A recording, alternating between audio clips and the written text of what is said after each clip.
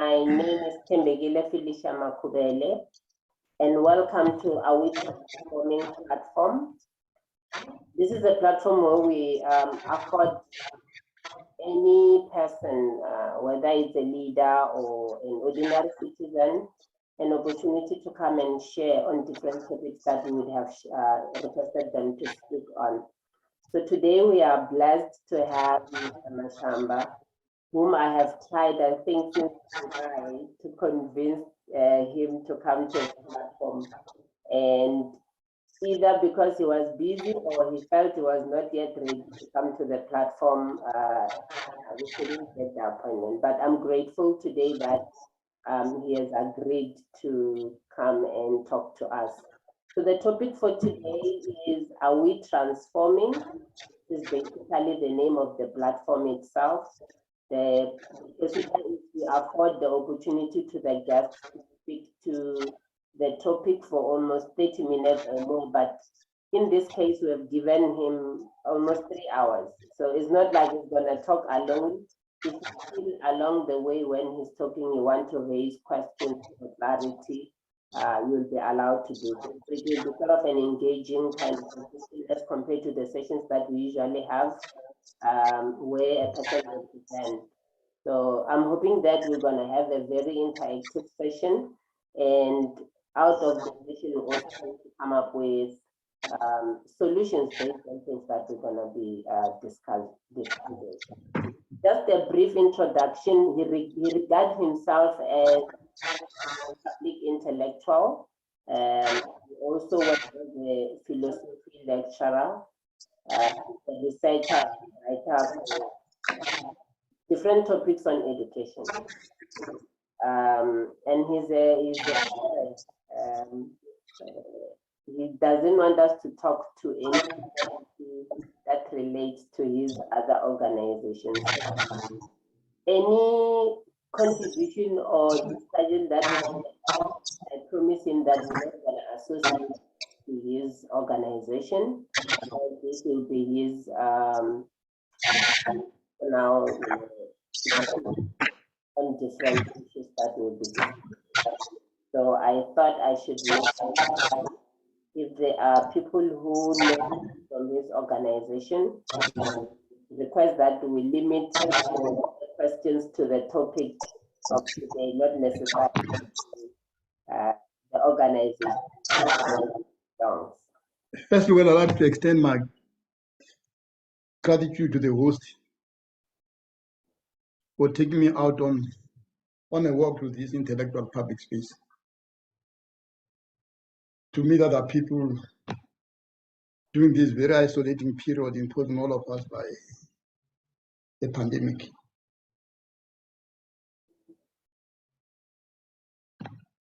You will bear with me when I suffer from stage fright, and that's why I took such a long time for the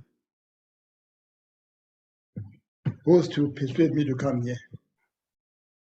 But well, ultimately I agreed because I attended one session here, and I also read some stuff in what do you call it? YouTube. In YouTube. And I was convinced that when people who come here are really interested in making sure that our country, our people, ourselves change for the better. And I thought it was worthwhile coming here. I must also apologize that when I'm told you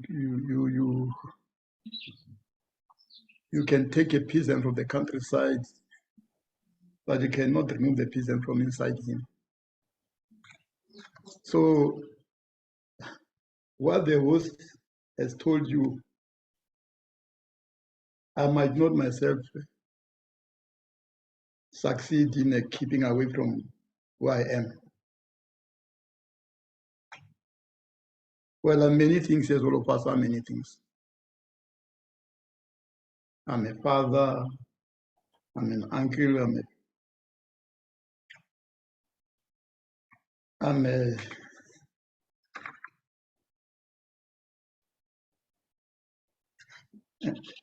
a brother. I'm also a member of society where I was former this and former that and so on and so on. So I think, well, maybe you should not limit yourself to what I try to convince the host to do. Because after all, here, we are not meeting as organizations. We don't have any rules except that we want to engage in a conversation about this topic. I chose it because it is for me, it's curious. I want to know, to learn from other participants what they understand about this transformation, or maybe I might be sharing a same understanding about this. I did so also because one of where I come from in my other home, my leader, Thabo Mbeki, once posed a similar question to students at the University of Port here.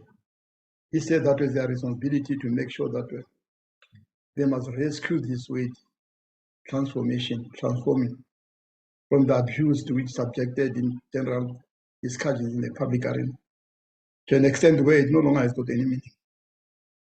But I would say that it's not the responsibility of students only, but for all of us. Having said so, well, I'd like to say that before we can start discussing this matter, we have to be clear that we understand the question the same way. Are we transforming?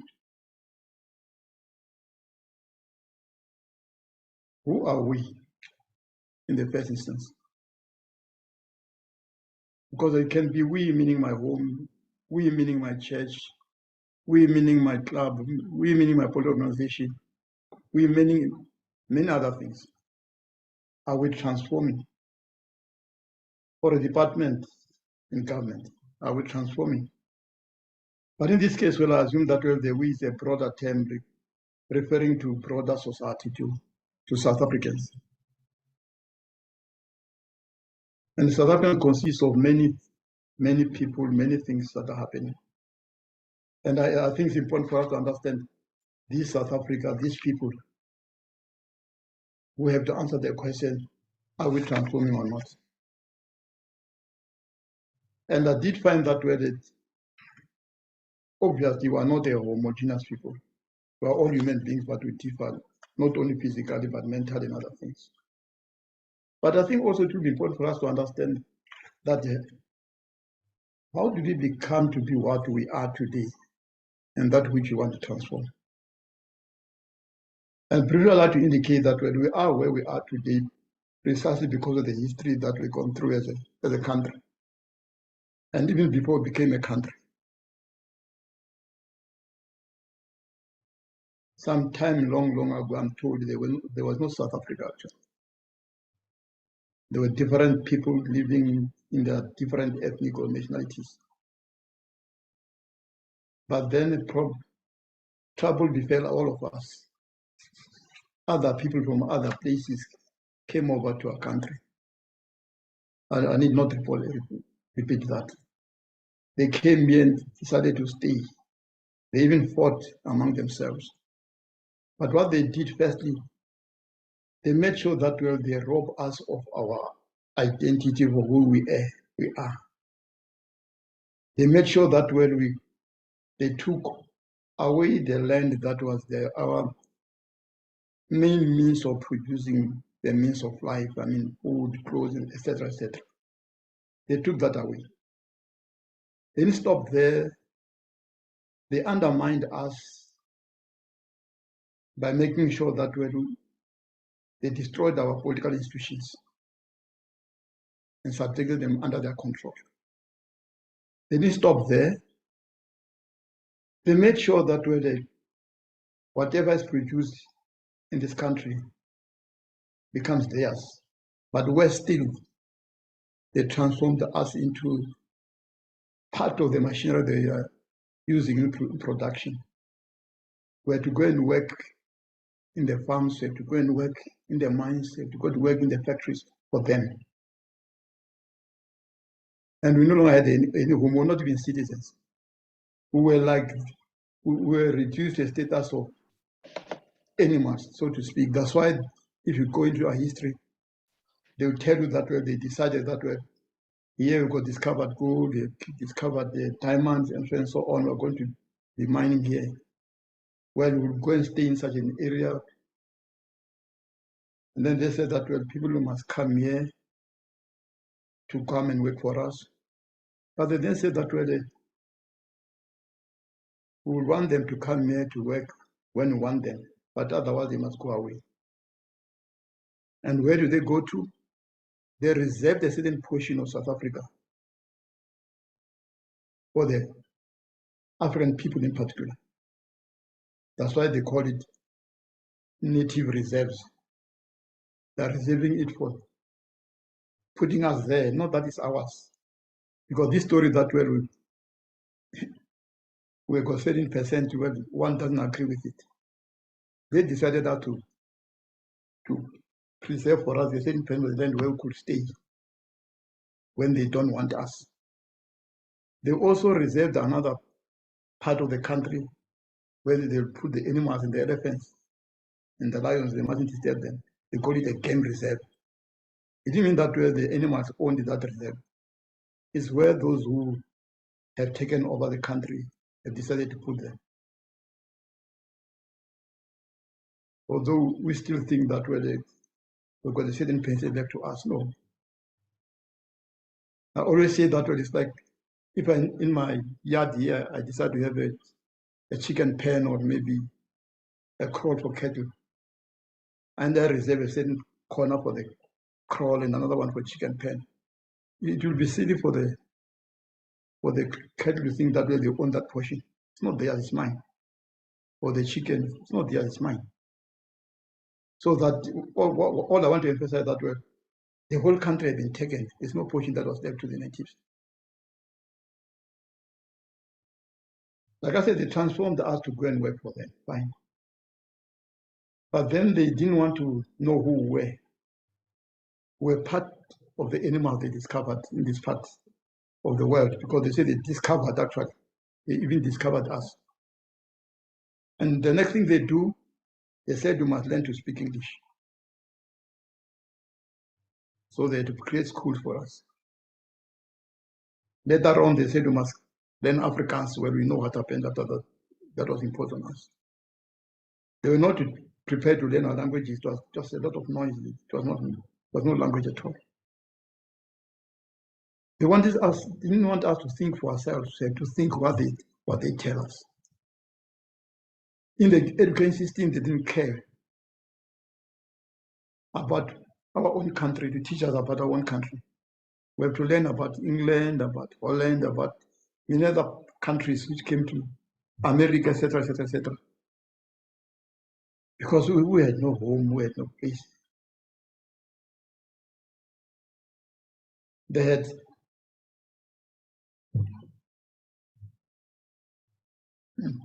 I wanted to use the word transform, maybe it will be wrong. They've changed us from an independent people.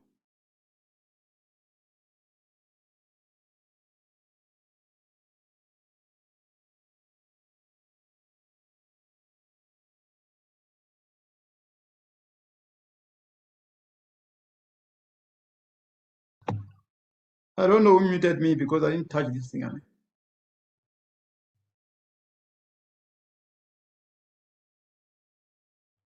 Briefly, well, we resisted, obviously. And all of it led to 1994. But by the time we reached 1994, things were very bad. We were no longer one people. What they brought to our country divided us. There were some who now continued well acting an existence from the land. There are some now who were working in the mines, in the factories. There were others now who become intellectuals, were teaching, some were priests. But all of us were not happy about what was happening. As a result, we find ourselves here today. having got to, well, freedom through the processes that took place in the early 90s. And where are we? You open any newspaper today, you listen to news. There is much crying, much lamentation. There is anger.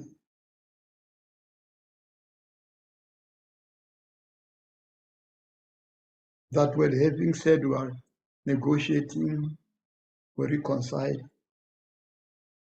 The other part of our people have come to accept in our country, on the whole, don't reciprocate. We've been talking about nation building, talking about reconciliation, we've been talking about all of this, talking about rainbow nation, but the nation doesn't seem to arise.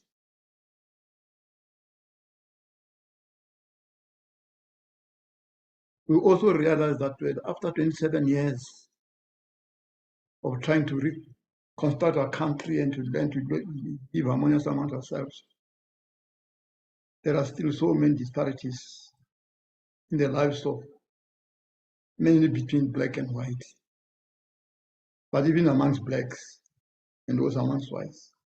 But mainly, well, we still have got what I think it was Thabo Mbeki said, that we've got two nations in our country, black and poor, white and rich. But we also find that even amongst these two nations, there are discrepancies, disparities, a lot of conflict. In fact, the relationship amongst people have been reduced to one of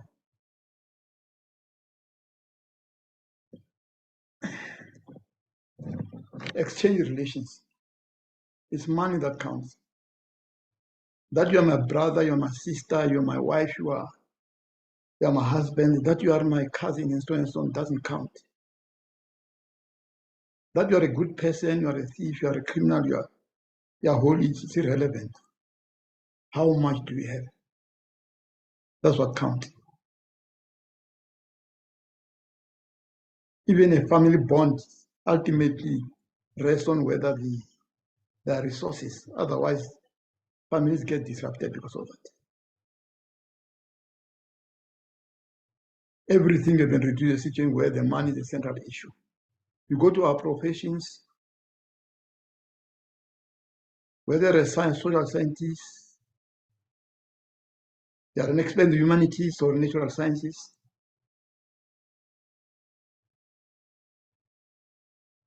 you are a hired hand. You work for those who have the money.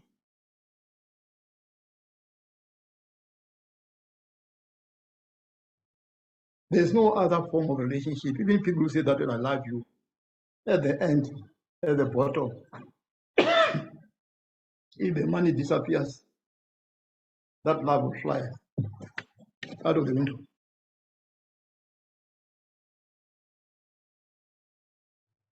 That's what the societies have been reduced to. Economically, we have said that we must be non-racial, non-sexist, and so on and so on. Some few things have happened. That some blacks, Africans in particular, have the money to also join the ranks of those who own, but at a price. There are others who are trying to egg an existence, selling tomatoes in the street. There are others who still continue living by selling their labor, their ability to work every day, and who live from hand to mouth.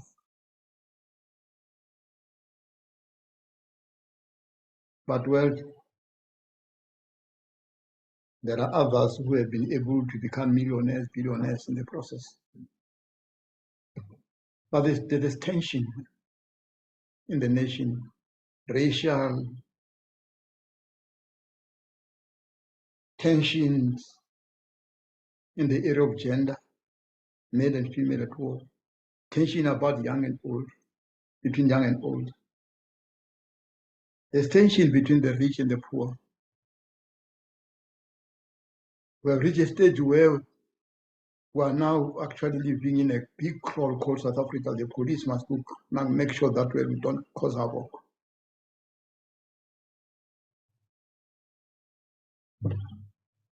And that's not what we had wanted to become.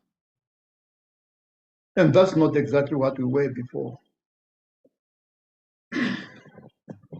Other people came to join us. We had our problems, yes. We fought over land, yes. The economy was not that developed, okay, but we had this thing that we always say, Ubuntu, Ubuntu, njalo, njalo. We still repeat it today, but it's not there. Today, I don't care whether next door they have eaten or not. Today, I don't care whether they are having a funeral or not. If there's a party in my house, a birthday for my son, you'll continue. We don't care for each other. There's always competition amongst ourselves. We always take advantage of each other in business. They talk about competitive advantage. There's no cooperation, there's nothing. Because we all live in the so-called politics. We talk about democracy, but it's money. If you don't have money, it's difficult for you to emerge as one of our leaders in the country, because there's canvassing, there are skippers, there are whatever, and so on, have placards, and etc., etc., etc. So it doesn't matter how good you are, you won't be able to rise. Even if you are qualified, you've got your degrees, sometimes you must go and buy the job. So much so that today, as you go for interviews, except if you are exceptional, and no one who has the same capacity, has the same ability,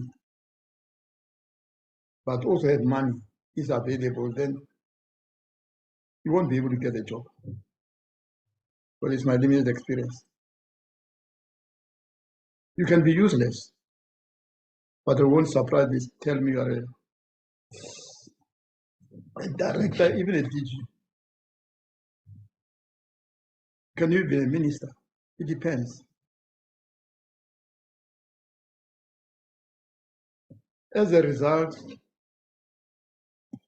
many things have taken place. Today, to complain about corruption, state capture, etc., etc.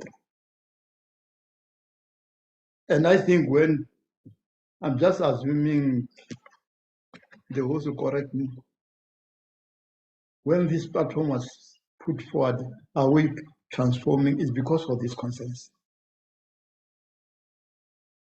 And those of us who come here, or myself, I come here because I think that's a major concern. How do we make sure that we have a different South Africa, not characterized by what I've been trying to describe here?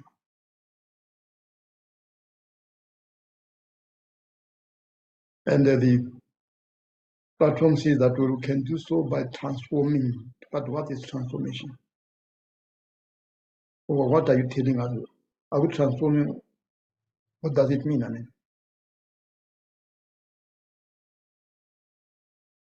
But before I continue, I think getting to talk about transformation, I do not know whether there's anybody who agrees with me that firstly, that we are here because we do want to change the school. And the second is that the brief description I've given of what we are today, well, it's more or less correct. Because otherwise I'll continue talking to you at cross purposes.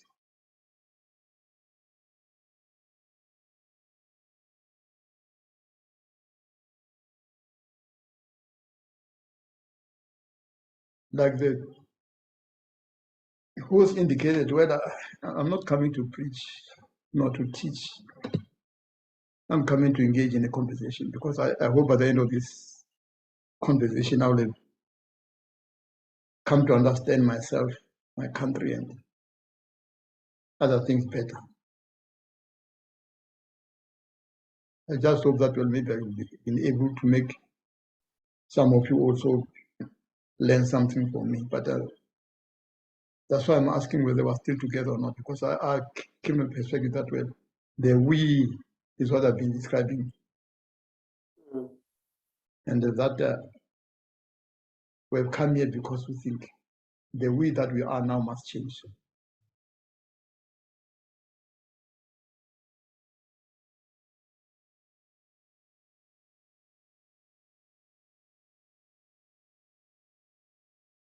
The most.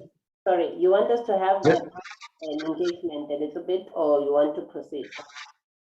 No, I want to have an engagement because I can continue talking off in a tangent. You know?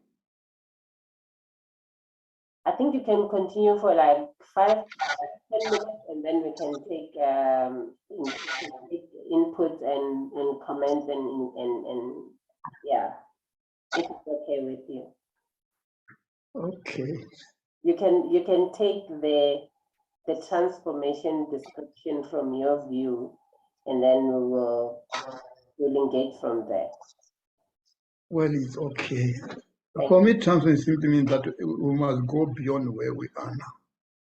Because I've been looking into the geography of our country. They say the Trans-Kai, which means across the Kai River.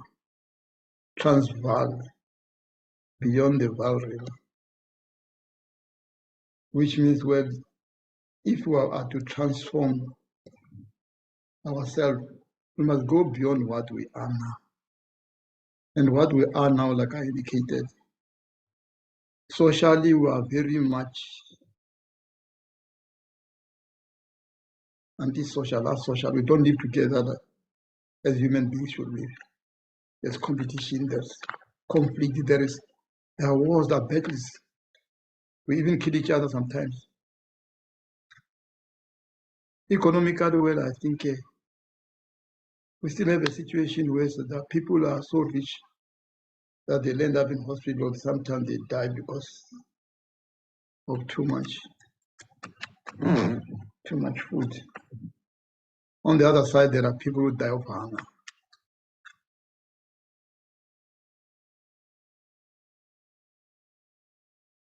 We've got about democracy, yes. We're told that we shall govern the political sphere. But it's clear also that even there, we're not really, we are in a situation where there's competition. You can take as an example what's happening in our legislatures, in particular the national legislature. One doesn't find a process where the people representatives meet there to deliberate on the state of the nation, to deliberate on the lives of the people, where they will meet, for instance, to say that, look here, we have been elected, we are here, it's 1994. And we realize that when the sun sets, the only place where we get light, it will be in the suburbs, where our white counterparts used to stay alone. And also in the towns, but otherwise in the townships, otherwise in the villages, it's darkness. Now we as representing these people, what do we do to make sure that when sun sets, there will be light everywhere, suburb, village, township. We look around some places, you undertake a journey to go into a clinic, to a hospital. What do we do that our people could get hospitals near them? Schools, etc., etc. You don't find that debate. The question about whether the people who have sent there are preoccupied with making sure that their party must go back again, and they too must go back again next time. And all of them enter into a fashion parade to impress us outside here to see who is more beautiful.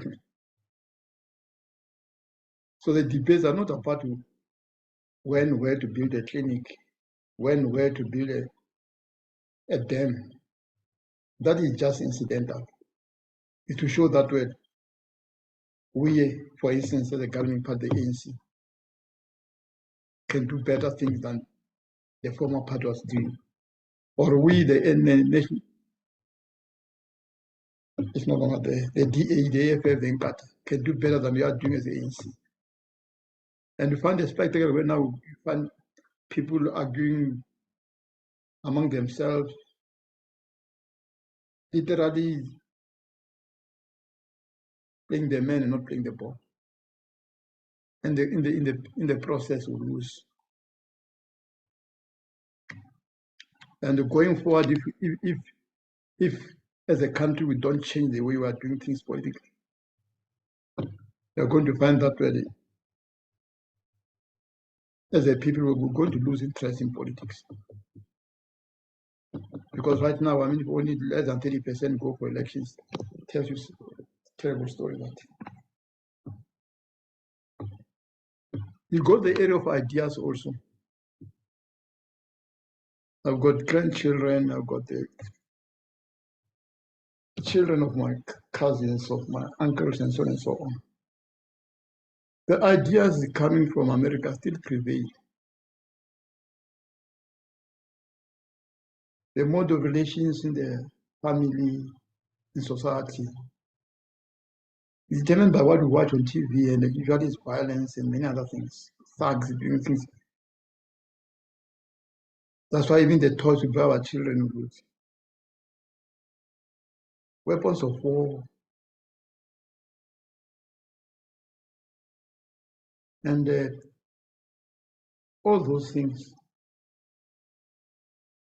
we all comment is out of order. And we talk change every day. And sometimes some people claim that the country got policies that are not being implemented. Some say they are wrong policies, etc., etc. I had a stint, I think it's mentioned here, the Public Service Commission. I met both public representatives and public members of the public service. Quite a good number were not interested in the service of public. The question of what can I get from it? It's just work. In fact, it's a burden. If you don't enjoy being at work, what you're doing, you're waiting for time to knock off, so that you can go and leave. Because when you're at work, oh, it's a heavy burden.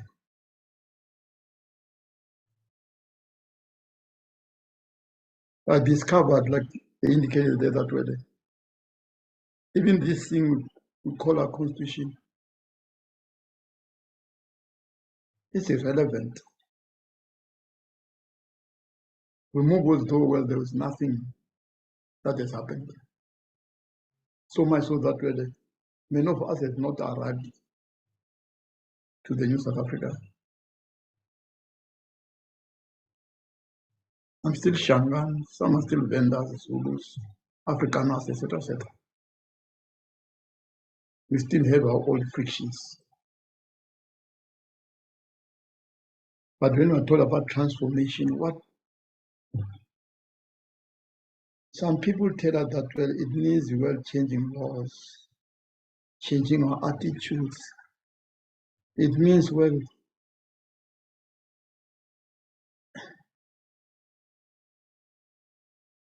we never discuss about the changing the social relations that we have in our country. We never really talk about changing the economic relations.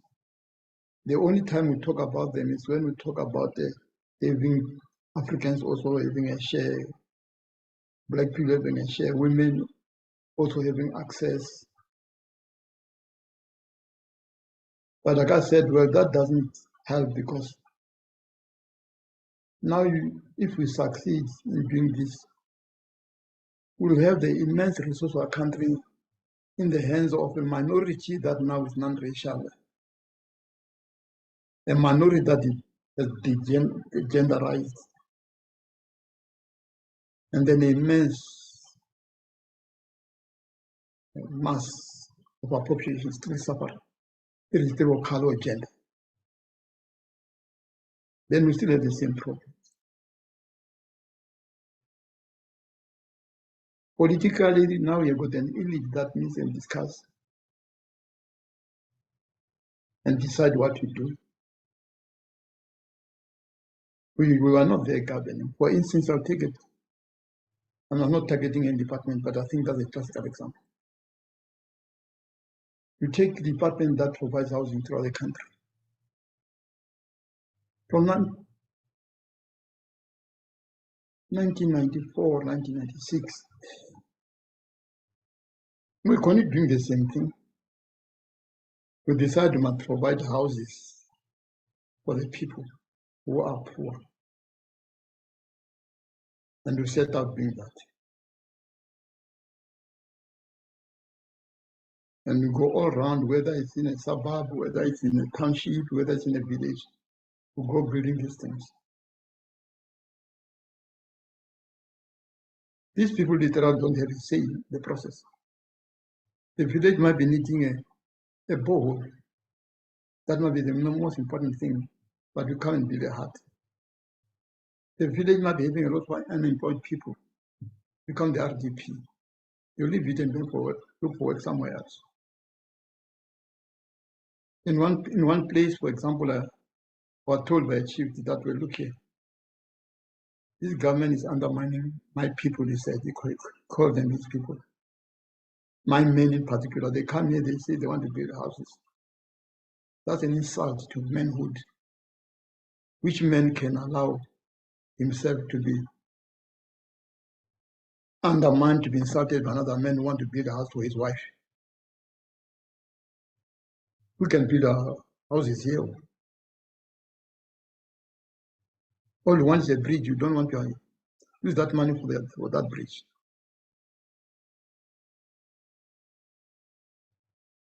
Now you wonder, when we decide to build houses, we really go from Mamelodi, from Shawelo, to go and make sure in the villages, not in other townships, whether there's a need for housing, whether there are people lying out in the open there under bridges, whether in the villages there are people sleeping under bushes in the open. We just decided, well,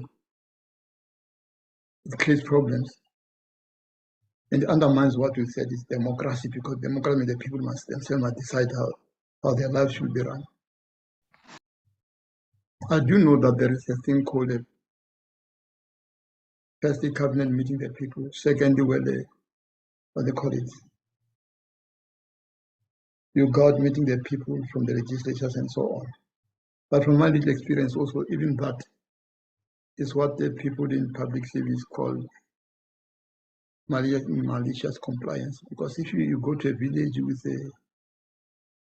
documents written in English, you come with them on the same day that is distributing them in the name of heaven and hell. How is the proper person to understand that English there? And even to reflect on what you have written there so that they can meaningfully contribute to the discussion. But we'll tick the box. We had so many meetings with the community meetings explaining this thing. So for me, I would say there is change and change. And the transformation is one which indicates that, well, the thing ceases to be what it was before. I'm not in this side of the boundary, I'm on the other side. Because I think those who not only them alone, but they can explain it to us better, those who have done biology, for instance. You know a pooper, a worm,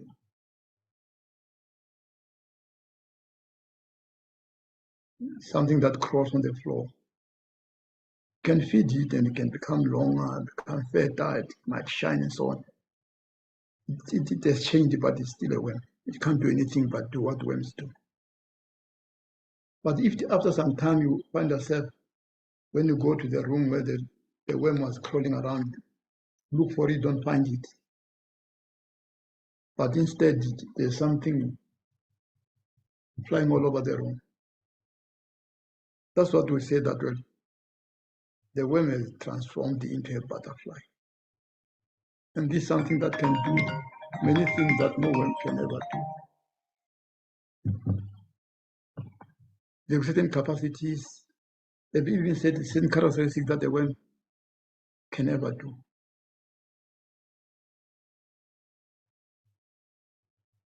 So that it has changed into something else.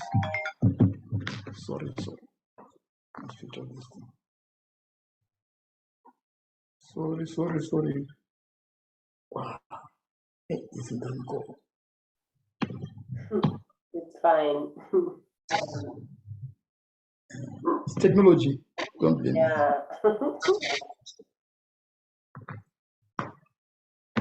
So I don't know whether since 1944,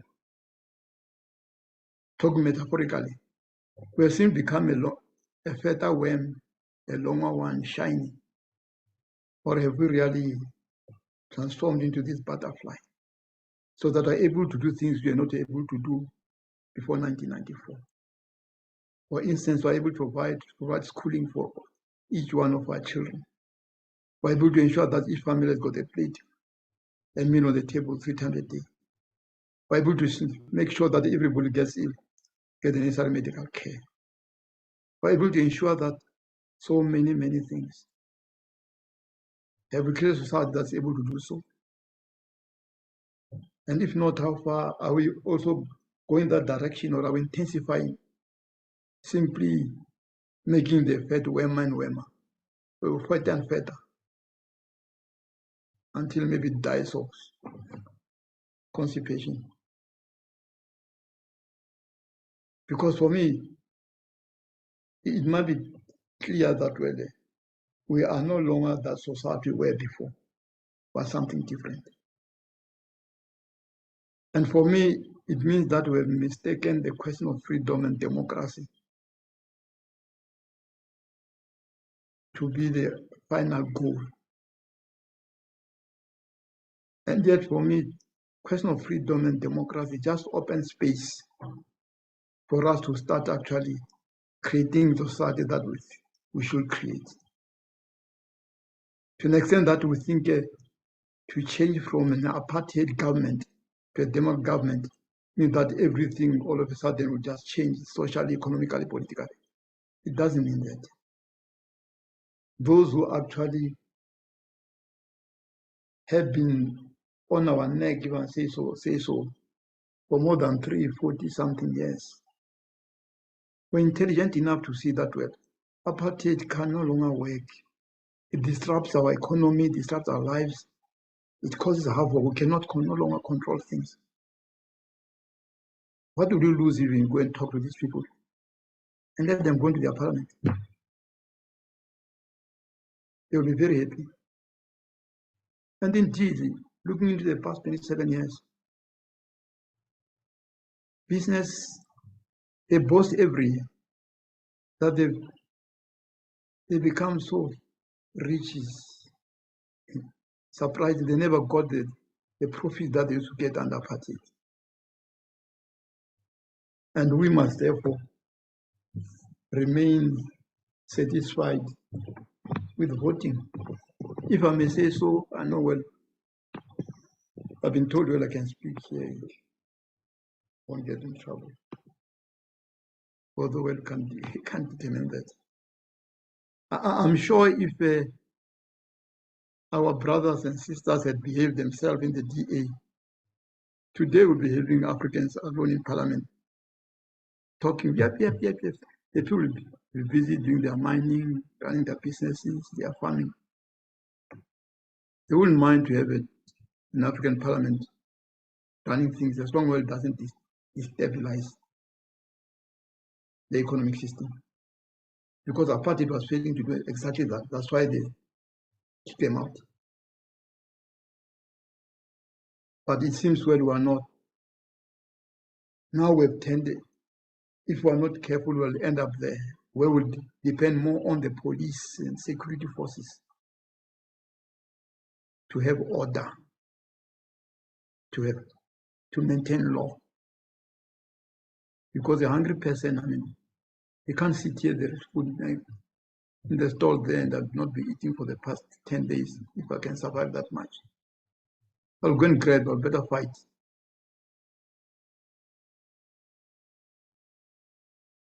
So it's my own conviction that we have not really come to understand that we have to go beyond the form that society has taken now, a democratic form, not a fascist, racist form, but a democratic form, which means that now you can be able to meet and talk, which was not possible in the past. You can come with your own ideas, won't be arrested by anybody. You can organize, do many things, and so on and so on, but somehow we've got stuck. And we're going to turn against ourselves. We've already done anyway. And fight for what? For the crumbs falling from the table, under the table. That's what will happen to us. You go to education, people have been talking about transformation. That's why Tabombega asked the students to think about this thing. We want to change education, we want to transform it, but have we really started doing so? Have we gone beyond simply remembering what Shakespeare said in Macbeth, in King Lear, beyond remembering what Plato said, nowadays what Marx said, and so on and so on? Can we think for ourselves, or do we still pride ourselves in remembering what other people have said, and then think that we're educated? Can we do what Plato did to philosophize about his times and his country? Can we do what Shakespeare did, writing plays and sonnets about his times, his country, his continent? If we can do that, then 10 years down the line, which graduate, which person with doctorate in English, cum laude for that matter, has written a single play? Just to write one on Verwoerd to depict, dramatize apartheid so that our children, grandchildren can understand where we're coming from. Who has written anything about Sobukwe, Pan-Africanism, to indicate the vision of Sobukwe and the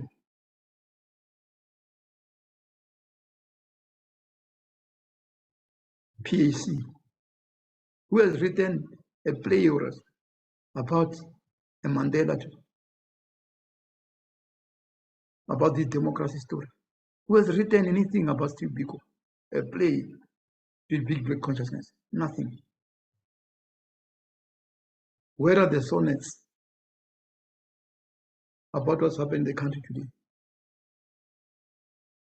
Our universities still produce people who are proud to remember.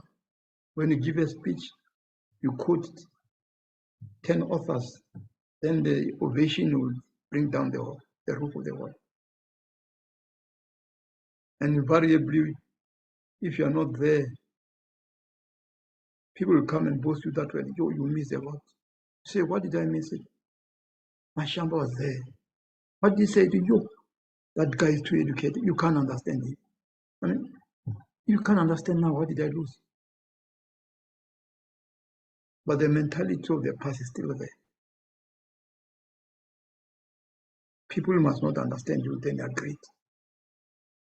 You don't talk to communicate, you talk to impress. That's why even as we go to universities, we don't go there to be quite empowered so that when you come out, we assist this society. We go there to get degrees so that people must know that this is Dr. Mashamba. Whatever nonsense I speak, it doesn't matter on Dr. Mashamba. And in many instances, after getting that doctorate, I even forget about what I've written. I've seen it on campuses. Very few people, very few people make reference to their own work when they lecture. Very few people refer you to their books or even prescribe their own what they present. They know that, well, actually, that was not meant to contribute anything to human knowledge. It was meant for me to get a piece of paper. So that the day I go away, they must know that, well, I got a doctorate first, another one in Cambridge, another one in Harvard. For the obituary, it's not to serve any papers in society.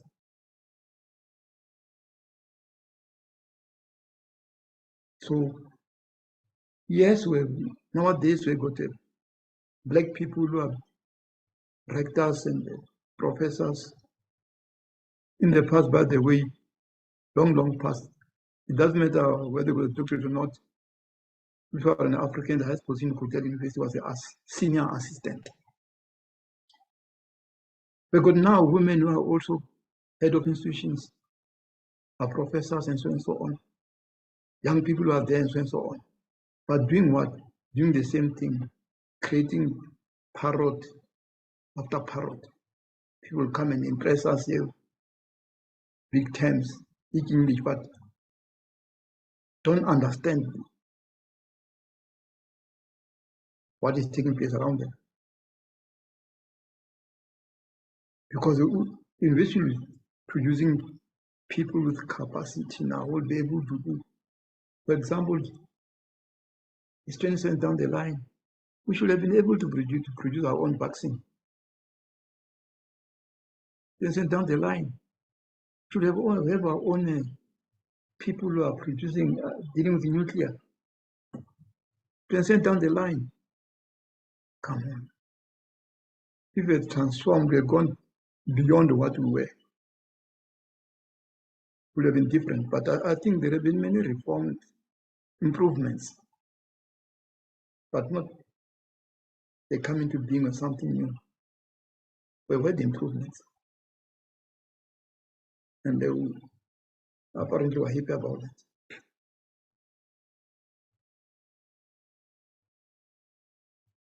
I don't know. We wouldn't be having a situation where, for instance, I'm not talking about the form for Twitter. I think it's the same also. You go to national, you go to provinces, you still have the same. The Bantu stand now are coming into these areas. MSCs, Shangan, then the staff around him or her will be the same. His paid is Zulu. You will find the same thing. There's no sense of a certain development that has produced us, made us South Africans. We will look at whether a person is able to do the job or not.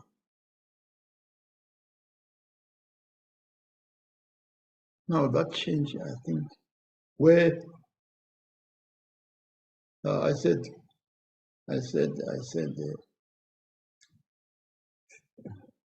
you can't remove the peasant from a peasant if you take him to center. Well, I am above everything else also a politician. You wouldn't have, for example, people in the party I belong to. Some of them, people think that, this time, Kilivenda, meaning the president. They will say, somebody from the party has become a president. But we have not gone beyond that. We don't see him beyond the community from which he comes. And we said we're going to deal with that. Today, amongst us here, I see the surnames are all African. I don't know, one of us, in my organization that I've spoken to people. Have you ever heard in one branch of my organization, people nominating Van der Merwe, was Van der Merwe, or Gary Smith as president of my organization? Never. on our lips, non-racial. In practice, you remain African. And when you are alone, you remain Venda, Shangan, Page. Which is unfortunate. Because we thought we would transform that consciousness, where you value a person in terms of what she can offer, her ability and so on. But we're not reached that stage yet. And unfortunately, we can't reach that stage until we deal with the fundamentals of society, which is the economy. By economy, I don't mean this economic freedom in our lifetime, because that, when you listen carefully, right across the board of the political spectrum of where there are Africans, is the elite that want to also to have own a mind there, own a firm there. It's not transformation. They don't want to go beyond the system that is actually based on the exploitative relations. They just want to join the group of exploiters. And then you say that we are there too. But you mean yourself, you don't mean all the people. Because if I own a man right now, become rich, it's for me and my family and maybe some friends. I don't become rich in behalf of the Africans, not even on behalf of the Shangans. It's for me. So we have not gone beyond that. You get a tender, or actually you want to motivate, you want to get a tender, you say that you want to create jobs. It's a lie. You want to get money, you want to get profit, because as soon as you start flourishing in these tender processes, they're going to buy technology, which will replace workers. You won't care what has happened to the guys who have been digging the roads in the township, making roads, 20 of them. Now we've got 2 machines and with 4 people. The other 16, none of you don't care about them. Because in the first place, you're not actually worried about them when you sit down and throw up or rather you fill up your forms for a tender. You're thinking about how much you will get. Not that how many people I can assist to get jobs, no, but that's by the way. But if you reach a stage where you can do without them, if you can be possible for you to remain with one machine, you can do it yourself. You should chuck them, all of them. Unfortunately, that's where we are. And I think when we talk about transformation, we really mean it that we want to go beyond this type of society, where we don't care for each other. A society where we still have got even work situations. I mean, what matters is not your capacity, not your ability. There are other things.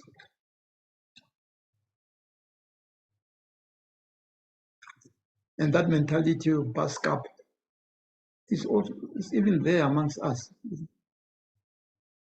You're in a department where you even but it's not shown. You even want to be called, you think you're a chief, and yet you're an employee like me. I just doing different jobs, performing different services. But you want to be like that. Sometimes even spills over to your family, where people will come and say that, hey, daddy's driver, daddy's bodyguard, and they treat him as such. It's an uncle, doesn't matter. Can even be a granny, but a young kid of 7 will look down upon him.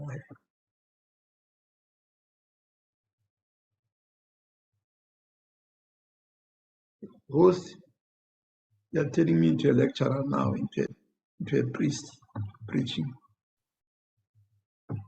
Not really. I've made many noises for too long, and I don't know whether I'm talking sense or not. Yes, you are talking sense. You're actually triggering a whole lot of questions on my side, and also reflections that I've been making. To everybody, you're welcome. Those that are with us. The approach is that we should engage we're talking about, are we transforming? Then you can raise your hands if you would want to raise a question or a comment or a contribution. Mr. Mashamba, you have said quite a lot of things. I'm asking myself, actually, I'm thinking loud now about the social relations. You indicated the fact that the way we relate actually does not contribute towards the transformation that we would want to achieve. And yes, the we refer to the broad society. What is it that we can do? Because I think even when the democracy came in, there wasn't much that was changed in terms of the demarcation, the divide and rule that was existing.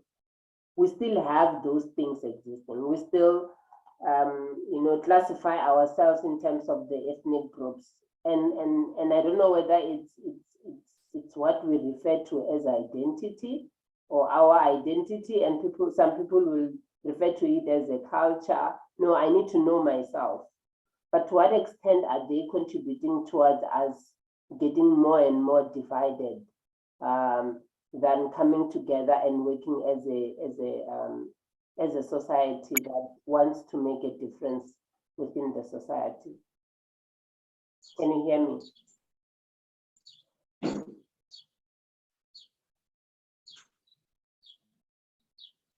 You have muted your microphone.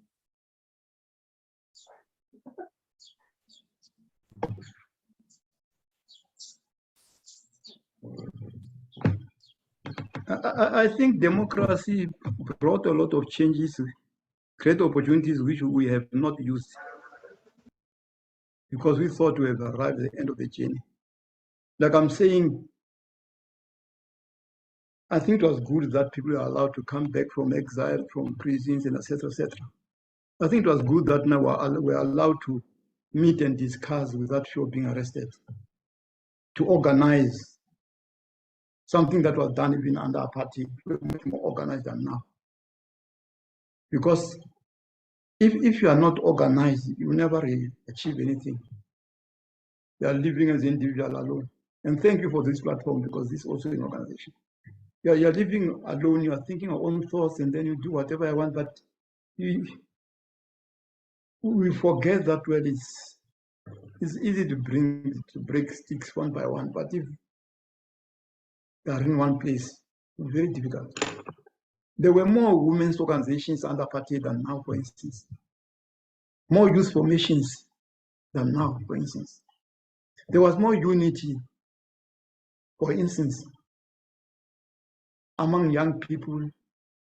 There was unity amongst people right across the board. I can take the instance of the university in my township. When programs were unbanned, and then people came out from underground, from exile, from running away from the police, they want to come to university. There was no space. But because there was organization, a civic in Mankweng stood up. The church, Roman Catholic Church here, SACC, the teacher organizations, even the academics were organized. Everyone came together and said, no one is going away. The university must see what to do. None of our child is going away.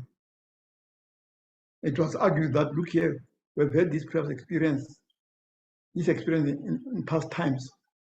End of Second World War, every white kid who had gone to war, but the no matric, was allowed. And there were special programs, that bridging program, that able to continue. I know one of them was my leader. Joseph doesn't have matric, but he went to West and became a lawyer. In fact, he was the best student when he competed. So we said, no one is going away. And if you come to TEFLOP today, you find that there is a whole stream of prefabs which were created at that time to cater for all of them. But we haven't got democracy freedom where we should organize more intensively, where we should have having each ward having a youth formation in women and so on. We're relaxed. Then come peace must fall. Which structure was supporting students? There's no civic. The churches was not there. They were alone, and it was difficult for them. But if we were that organization is still there, I think something would have been done faster. So are you saying that the only way we can be able to make a difference is if we forget the fact that we come from different ethnic groups, but work together towards a common goal, which will be discussed often or shared amongst each other, despite us coming from, different ethnic groups or cultures. From the examples that has been given, maybe before you respond to that, there's also a hand. I would like you to take also this one, Miss Karelse. All right, thank you very much for this opportunity on this platform, Sis Tembi. Yeah, you're doing very well. But also let me quickly proceed to appreciate, for lack of giving a better word, Mr. Mashamba. Everything that he has touched on as he introduced the subject that he's discussing with us. I've tried to scribble, some notes, but also let me thank him sincerely for painting such a true and correct reflection, historically, where we come from, what we have seen, unfolding all the way, even prior to the 1994 stage to date.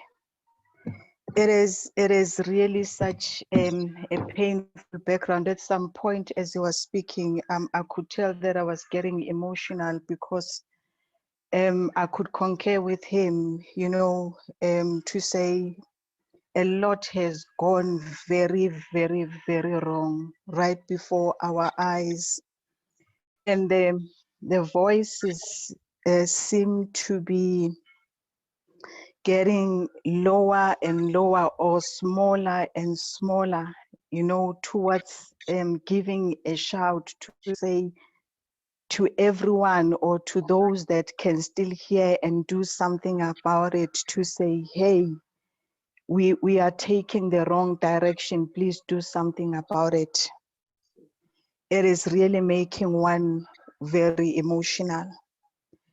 At some point he paused because he wanted to invite us to engage.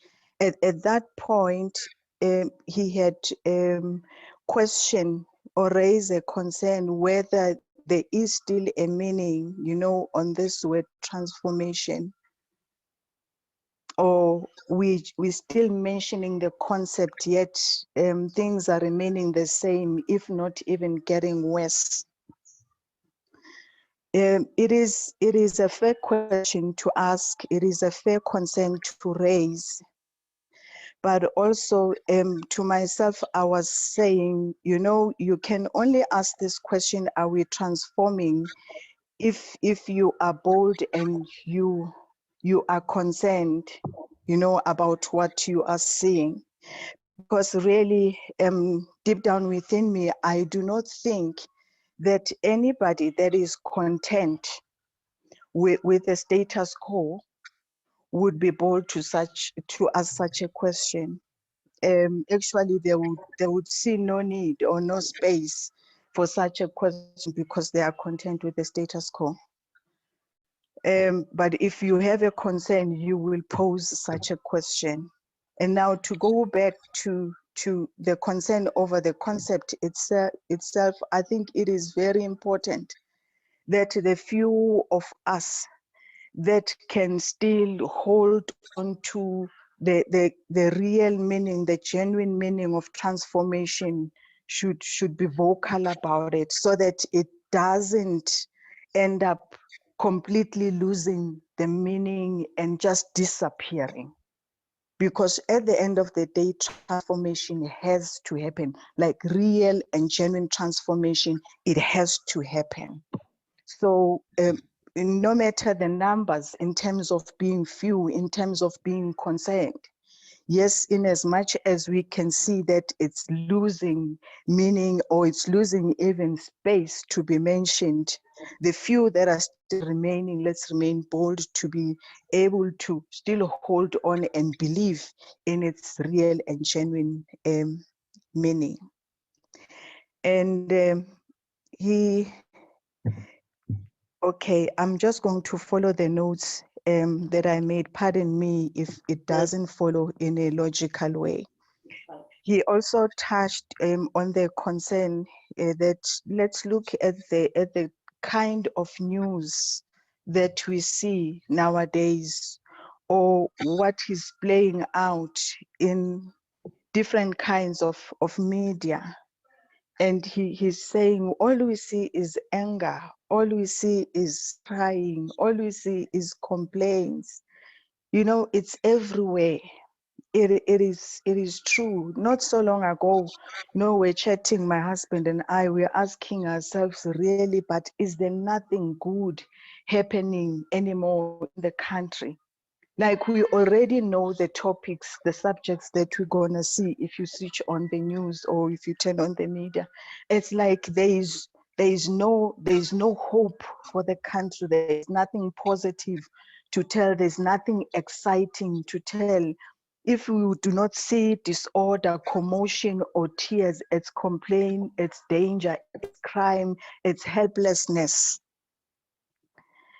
And somebody somewhere, even through this platform, we need to be able to raise this concern that it really cannot be. There must still be something that is good about the country to be shared, to turn the image, you know, of South Africa as a country. So all we're seeing right now is being, you know, bombarded with everything that is negative, that is saying there is no help for the country. So that concern, him pointing it out like that, I just want to join there and say I concur with that. That is what we're seeing, and it is wrong. Somehow it has to change. Hey, and I just want to thank you, Mr. Mashamba, for coining this concept, because on my own, really, I didn't know what to call what I see happening, especially in the government institutions. But you have coined it as exchange relations, where you said all that matters now is how much do you have, or how much do I stand to gain if I support whatever, you know, idea or concept. It's the exchange relations. You said it doesn't matter whether someone is honest or dishonest, wrong or right. It just doesn't matter. All that matters is money. You know, it's about finances. There is no care about each other. It's exchange relations. So what we see happening now in the country is it doesn't matter how right or how honest or how much you can push for integrity. People just turn a blind eye. It's like they just don't hear you because there's no money in it for them to listen to any point of integrity. But it's something that has to change again, and that is why that it pins itself in these concepts that are dominating our news now: the state capture and corruption. That exchange relations, a concept that I've learned in this meeting today, I see it manifesting itself through things like the state capture and corruption. For me, these are the main, this is the main rot in the country. And everything that we see manifesting, it is rooted on this, the state capture and corruption. And what I want to introduce on this platform is that most of the time when we hear of state capture and corruption, going by what we hearing in the media and yeah, in the news, whatever concept you may choose to be correct, it points more to the political side. And the moment it does that, the moment it points to the political side, then the mind is quick to think along the lines of, if this political phase can change and we get that political phase, maybe things can be better. But I think we're still scratching the surface. The road has gone deeper than that. Mm. We anticipated the outcome of the local government elections as if faces and names change, there's gonna be some change. Let me tell you that there isn't, because we are not doing enough. We are scratching one part of it and we're leaving the road underneath. The reason I'm saying so, and somebody has got to open the eyes of our government to that fact. The reason I'm saying so is that the political faces and the political names that we're thinking that if they change or if they move positions and we put other names or other faces, things are gonna be better. They are not working on this by themselves. They've built a network of officials, they have built a network of administration, and that side is still silent.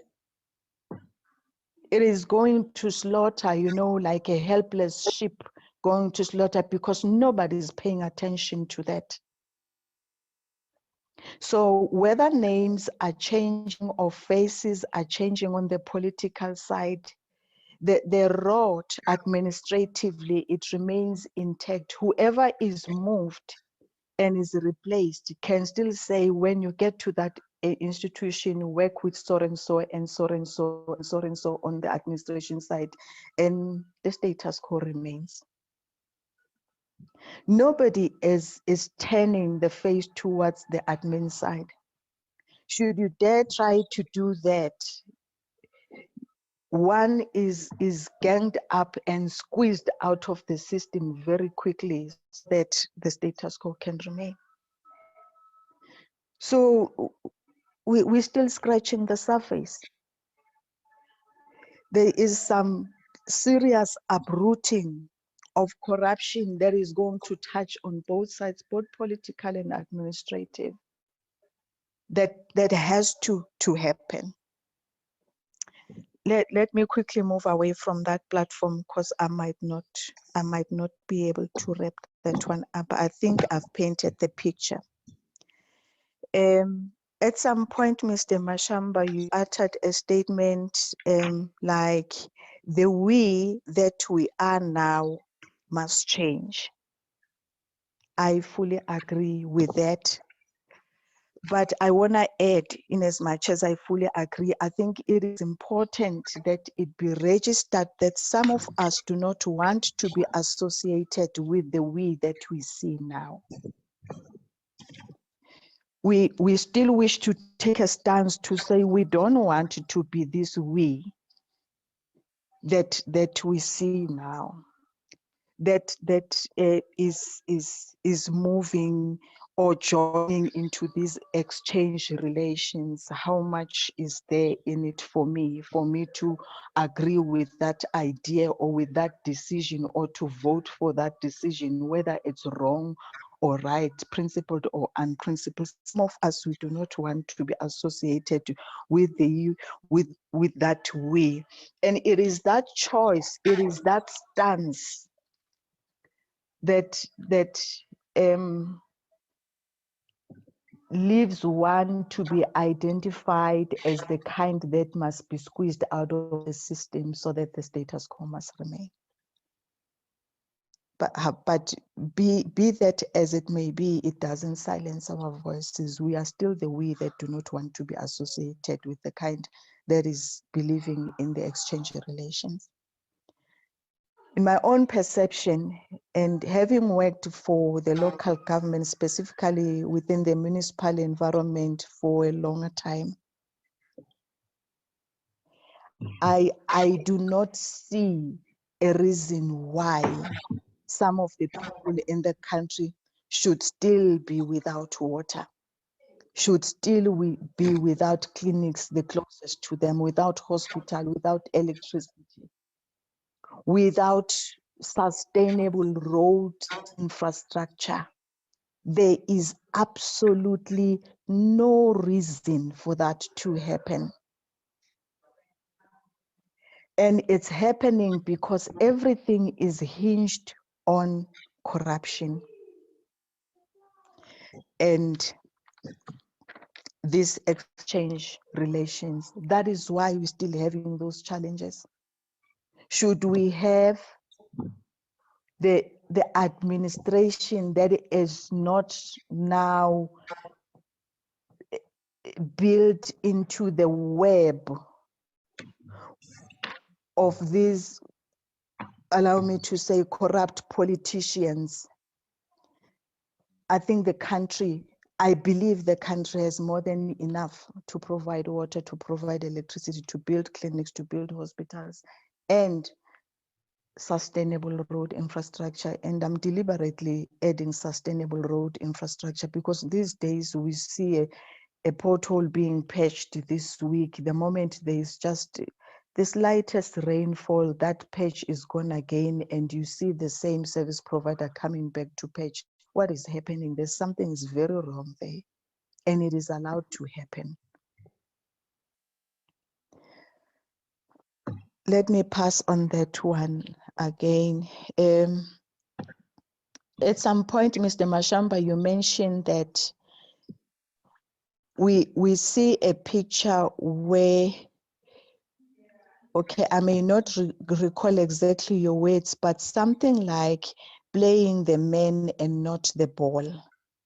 I just want to agree with that in full and say there is also the rot in that, in playing the man and not the ball.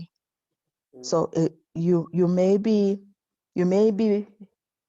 putting on the table a very brilliant solution towards a challenge that is faced by communities that can be, easily resolved within the available resources. If such a brilliant idea is proposed by the man who is not in the web, that brilliant idea, doesn't matter that it is a solution and it's bringing an end to a particular challenge. That brilliant idea must be stopped, must never see the light of the day. Because should it happen, it's gonna break the strength of the exchange relations. It's gonna put an end, or it's gonna switch off a particular tap that is useful to some. So yes, okay, we'll come back on the second round. You can just wrap up. All right. Yeah. Okay. Thank you very much. I like the example that you made about the chief who complained that whoever it was, I take it was the government officials that were undermining his subjects by coming to build houses when his subjects needed the bridge. And that one, it's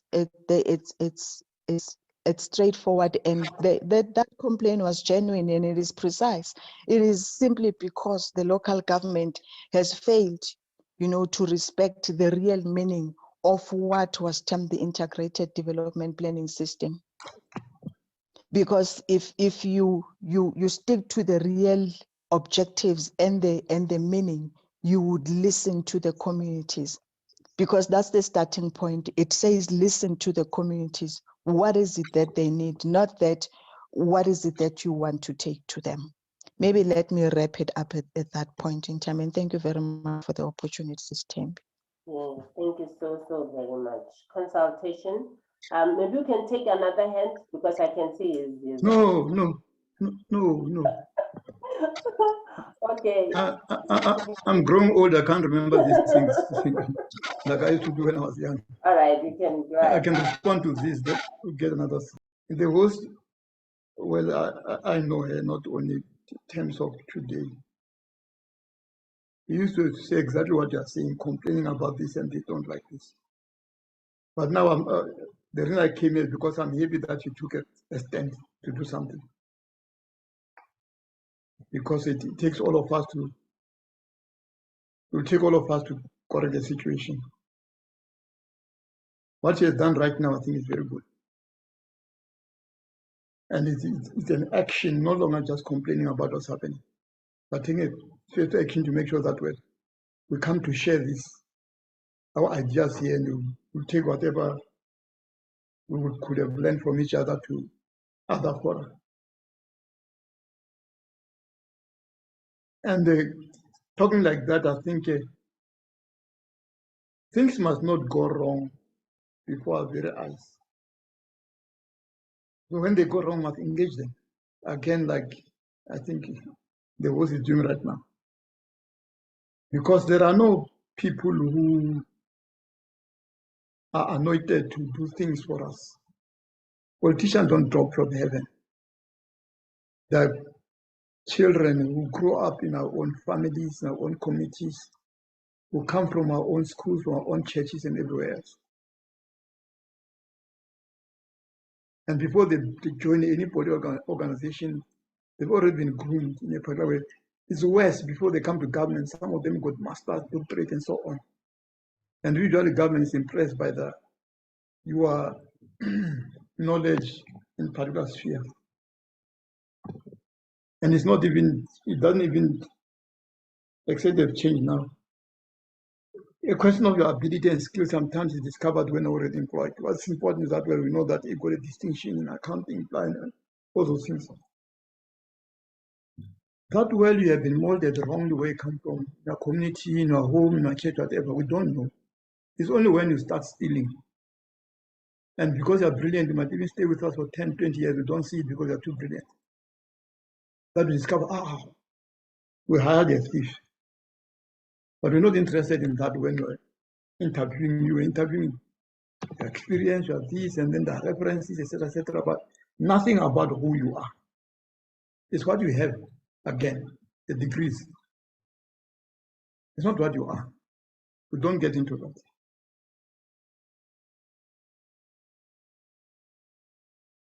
And we have to change these things, all of us.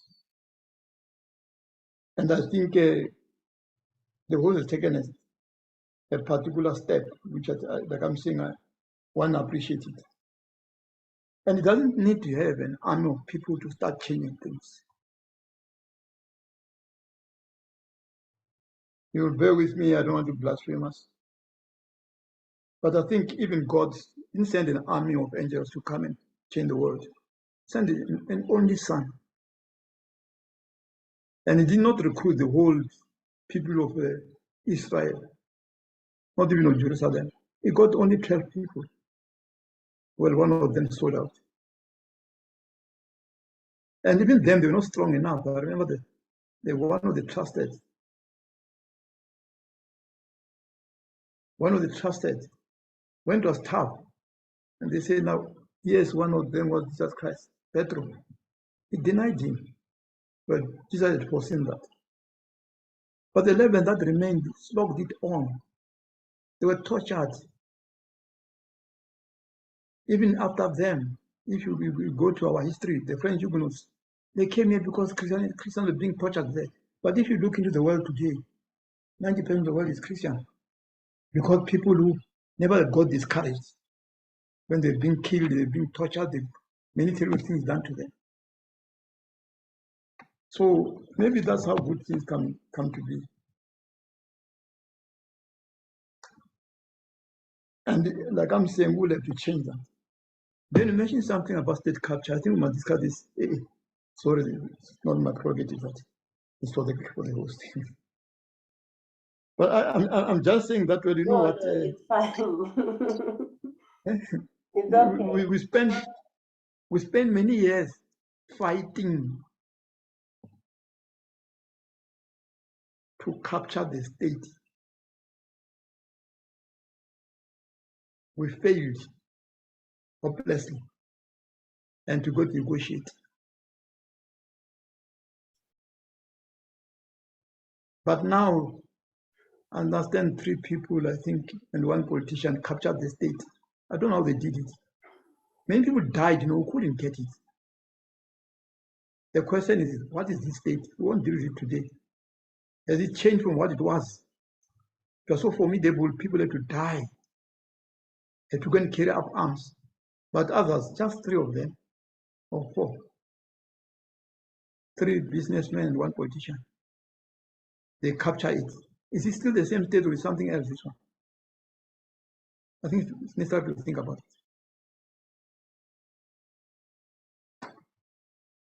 And further, you find that, well, the written word is captured. Anything that's written down, generally tend to believe it. So they even define to us what is meant by state, what's meant by corruption. So we don't look around us. We wait for news to tell us who's corrupt, what's corruption. But you don't think, like Karel said, that yes, Mashamba is your neighbor. You know, this person not long was working in Johannesburg, but now he's back. And they've joined the ANC. Next time you find that it's an MEC. In 2 years' time, you find they build a big house, driving a big Mercedes Benz. Life has changed radically. But because they've not told us that it's corrupt, then you say nothing. You don't wonder, where does this man get money like this? Somebody retires. Maybe was a teacher. All of a sudden, also there's so much wealth, you wonder where the hell does it come.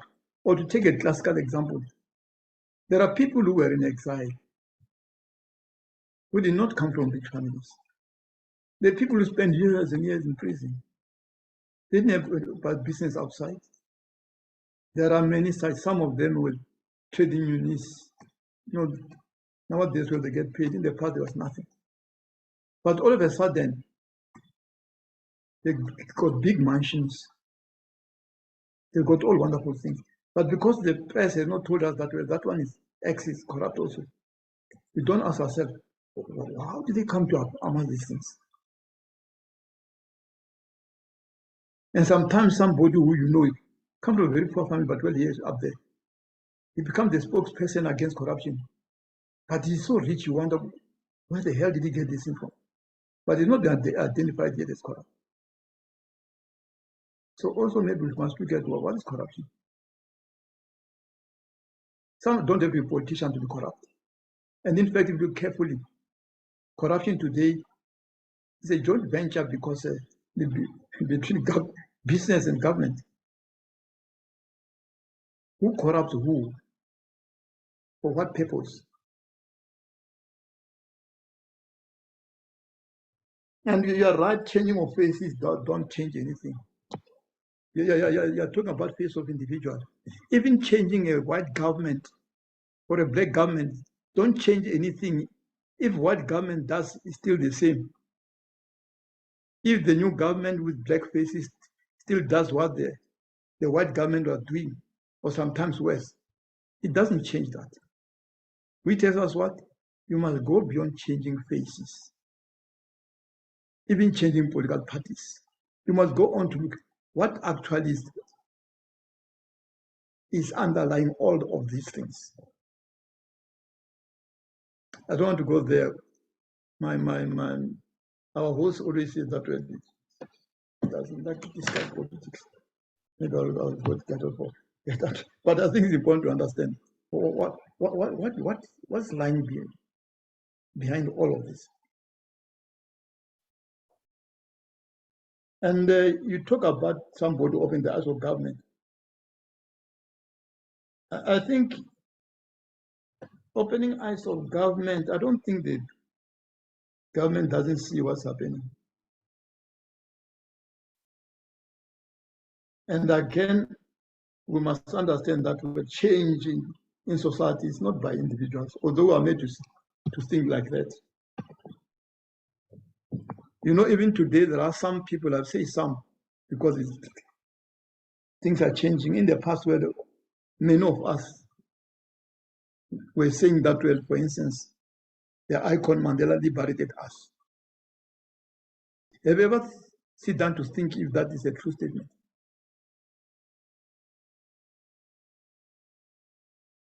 Can one person liberate the whole country?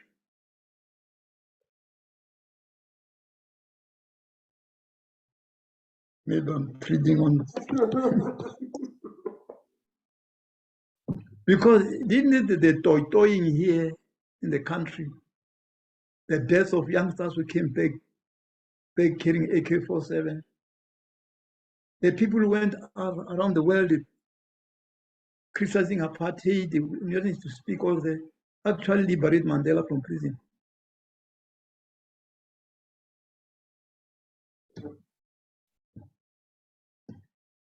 I would say that all of us, including Mandela, liberated ourselves. He played his role, but then locked him up. Others continue struggling. Not only in the form of organizations, in the community, say that people who got killed here without doing any political organizations, people are protesting, maybe civics or whatever, they all contributed to us to become free. So if we want to talk to anybody at all to change things, we must talk to the people. And to only talk to people is what our host has done. She has brought us to talk to each other. Can we replicate this? Talk to other people, not through Zoom. Well, I know now, not through Zoom only. I know now where there's COVID.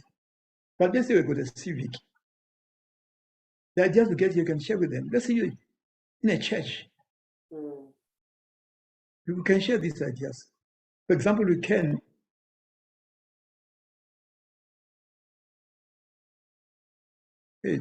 somebody's writing something here. Well, it's fine. Ambrose, I think, will come in. I think in a church, for example, you can make a contribution that way, you know. We're sitting here, there are people outside there. It's good to come here and pray every day, but can't we have an outreach program? Our young people. Do we know in this township, for example, in my own ward here, do I know how many elderly people, for example, don't get their SASA? How many, well, there's an old woman staying alone today who has not been able to wake up and cook for herself, who has collapsed next to the stove. Do we care about that? Who can no longer wash her own clothes, you can never clean her room. It would not be good for us to extend a hand there. Can be in the sports, in all areas of life. We can make people come to share our ideas, and as a people, we can change things. And I think that's what happened. That's what happens in history. I quote the example of Jesus Christ. I mean, there are many other people who stood up, and then others came along, and then movement of society. So we must never undermine ourselves. Wherever we all can do something that can contribute towards the flow, towards gene freedom,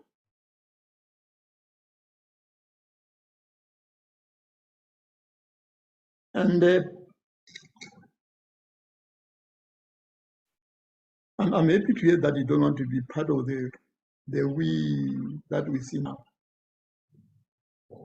But then I think we must discuss more with the host. If you don't want to be done that, then stand up and do something. It's not enough not to want it in yourself. Do something to oppose this, to transform this we into the new we.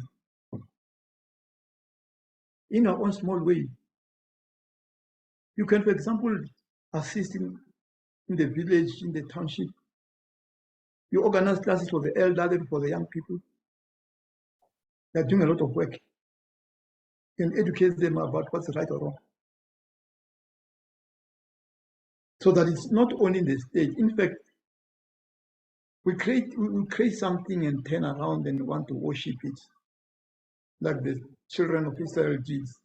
Created a golden calf and want to pray it will do things for you. We will create government, we will vote these people in, but then we think they are our bosses. And yet they are our servants. Then we become scared of them. And yet they'll be saving us. But like I'm saying, if we're not organized, we can't get anywhere. We can all complain about the story in the street here, but if we never really, as a street committee or maybe a ward, come together and say, hey, do something, and even go to extremes, which I don't propagate right now, to tell you, the, what do you call it? Counseling. The word councillor will burn your house if you don't fix these things. Yeah, do it.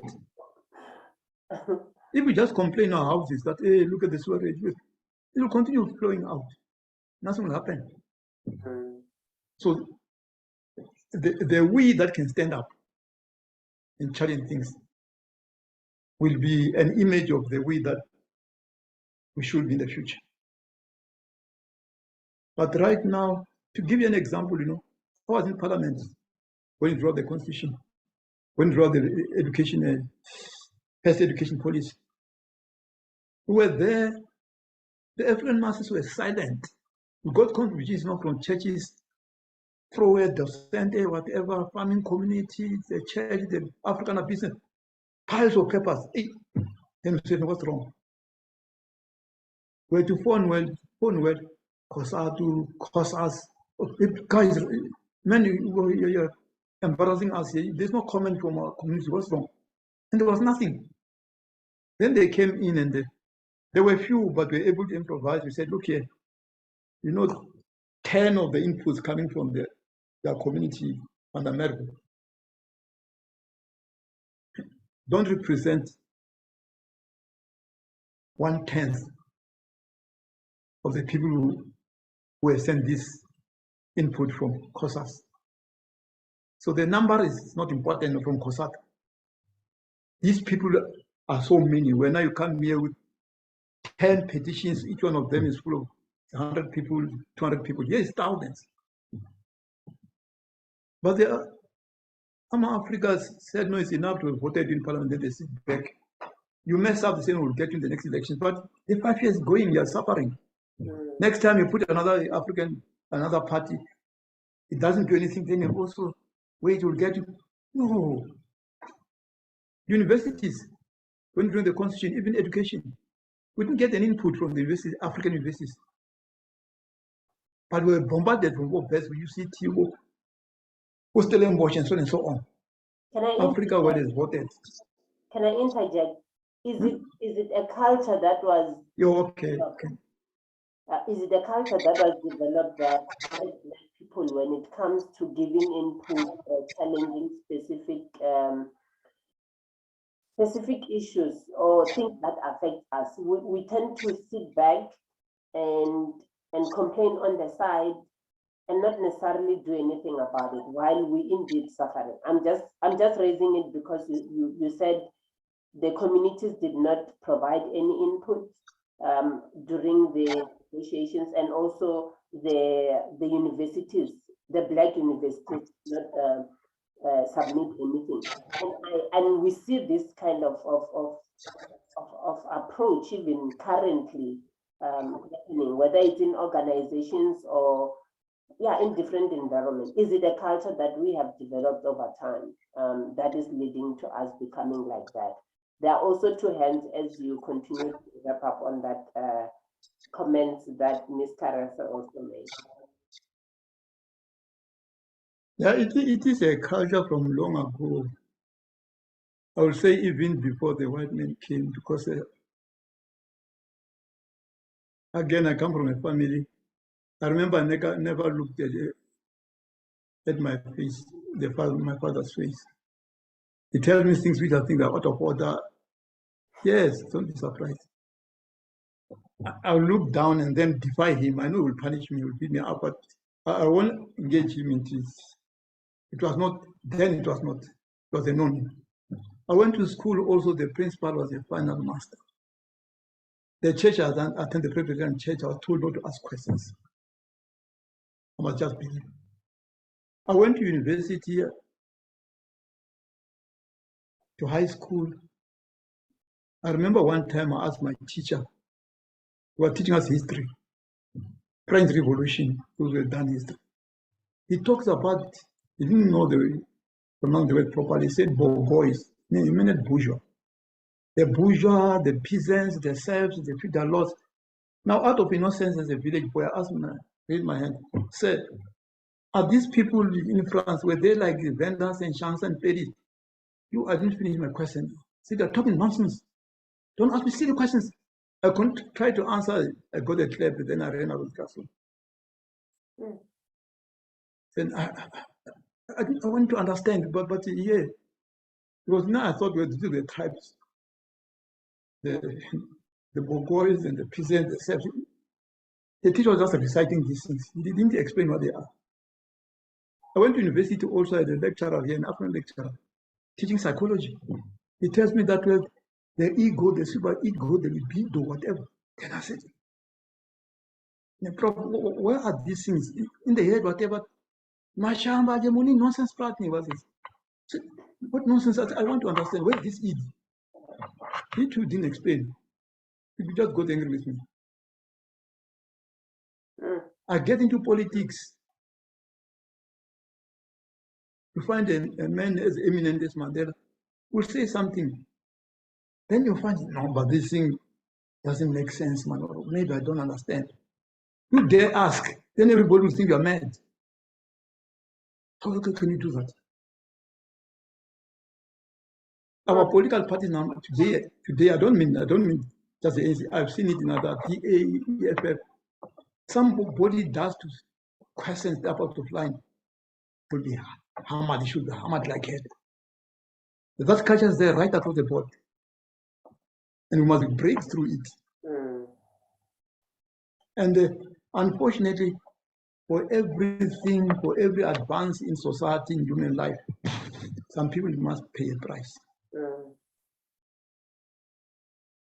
Going back to Can you pause and take Shadrach? I saw you had the hand up, and also Ambrose. Then you. Yeah. I'll do so. Let me finish this sentence and also do the last item. I was saying that well, if you are serious, a classical example. So the Bible says, was Jesus Christ doing anything wrong when we killed him? But he had to die.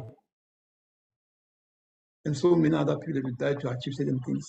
Even scientists who made discoveries, some of them were killed. It was only later that, he was right. So unfortunately, that's how these things work. The last point, I think, is this one here.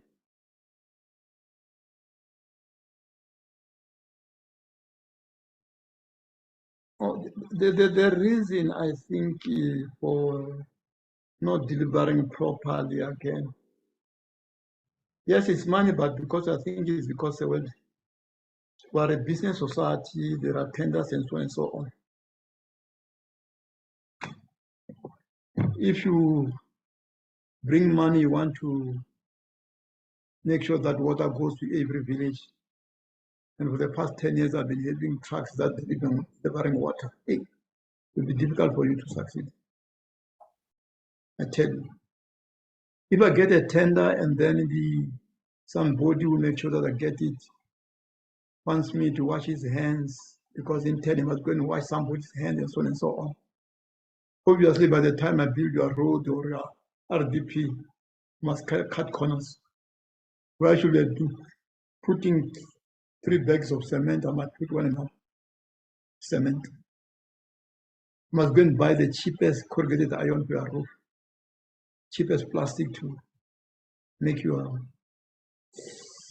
for your basins and the toilet. So we must know in conclusion that if you really mean it, want to play a role in changing society, if you really mean it that you want to be we that we are now, know that well. Sometimes you may not only lose your job or not get promotion, you might get killed. But if you are really decided to make sure that things change, that's how society moves. Sorry, No, it's taken so a long time. we're getting educated. Mr. Macheta, and then Nkuna, if you still want to, because I saw your hand was up. We'll start with Mr. Macheta and then we'll follow. If there's anything else, you can show with the raising of a hand.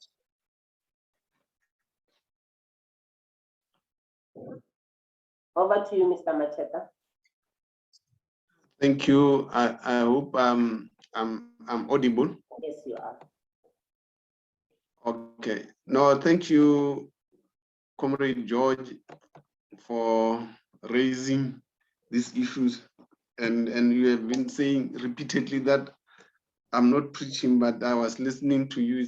It was like a sermon. And it's sometimes sometimes difficult to speak after the priest has spoken or the pastor. But thank you. It was a naked and unfortunate truth. But yeah, to add salt to the wound of what you have been saying about 2 nations in South Africa, I see many nations.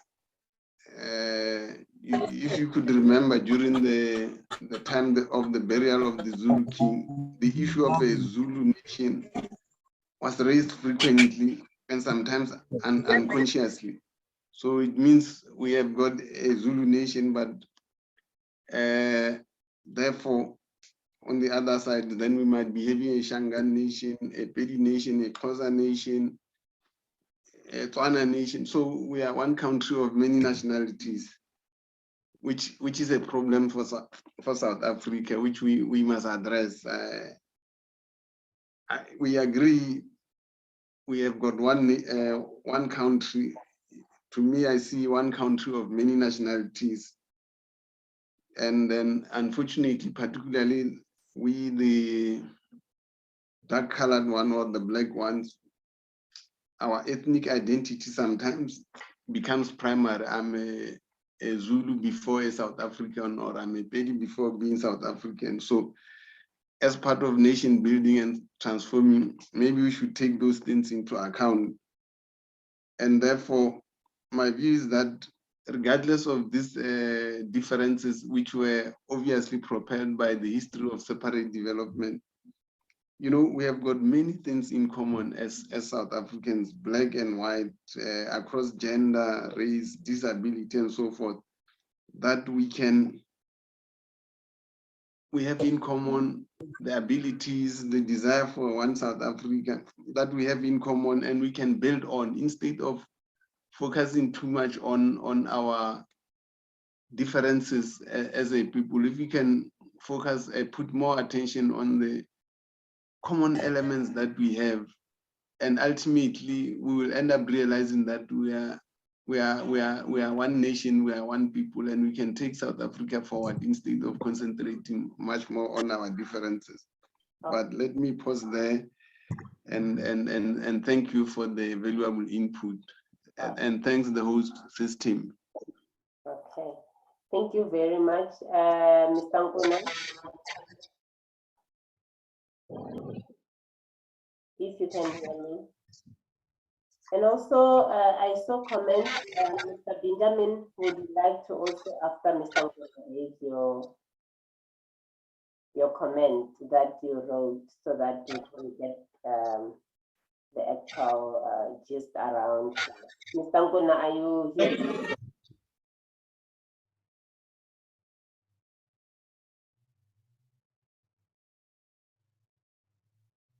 Is it me? Hello.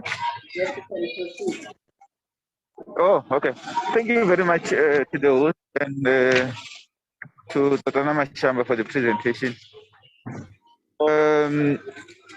Yeah, his presentation obviously quite on a range of issues, but I simply because he said he wanted dialogue, I just want to get his sense on the recent issue that was before our national parliament on the mooted amendment of Section 25. Because in political circles, it's usually said that the original sin that was committed against the people of South Africa was the land issue, where people were dispossessed of the land. And if you look at the fact that Section 25 could not be amended because various political parties some were of the view that the land must belong to the people. Some were of the view that no, state must assume custodianship of the land. And if you look at the reasons that were advanced, many as they are, but the final result was Section 25 was never amended. As to whether Section 25 can result in the equitable distribution of the land is something else. But that we could not resolve an issue that I feel is of national importance due to petty political squabbles. And during the public hearings, some of the issues that were advanced by political parties during the deliberations were never raised by the people. I've never heard people maybe saying they want state to assume full ownership of the land. But I just want to get your view on the issues on the disagreements that were before Parliament and resulting in the missed golden opportunity to address the land question. Thank you very much. Okay, can you please, Mr. Benjamin, please repeat the point raised on the comments just for record purposes?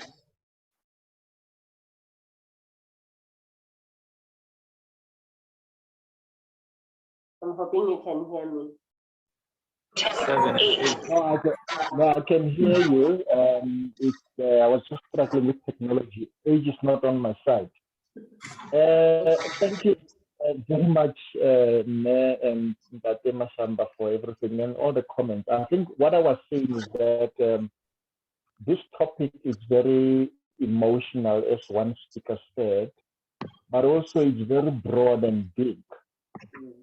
You see, my point has always been, and my opinion, and this is my opinion, agree with it, don't agree with it. My opinion is that we took democracy for granted. We never really united behind this democracy, this newfound freedom as a unit. Like the last speaker said, we remained fragmented. We remained in our own isolated pockets, claiming to be the rainbow nation, but we were colors just they added into the whole mix without really being mixed together. So without unity, there's no way we can transform. Without unity, there's no way we can develop this country. All these issues that have been raised, developmental issues, administrative issues, corruption, all these things, is because we are still by far very disjointed. We are not united as a people to a common cause. DA looks at life this at South Africa this way, ANC this way. Everybody looks at South Africa with a different view. We are not united behind the same purpose. I think this is what I was trying to say. Thank you. Thank you so much. Mr. Mashamba, I think now you can respond or comment. I think there were like No. one question. Hello? Can you hear me? Can I speak? Yes, yes, please. Okay.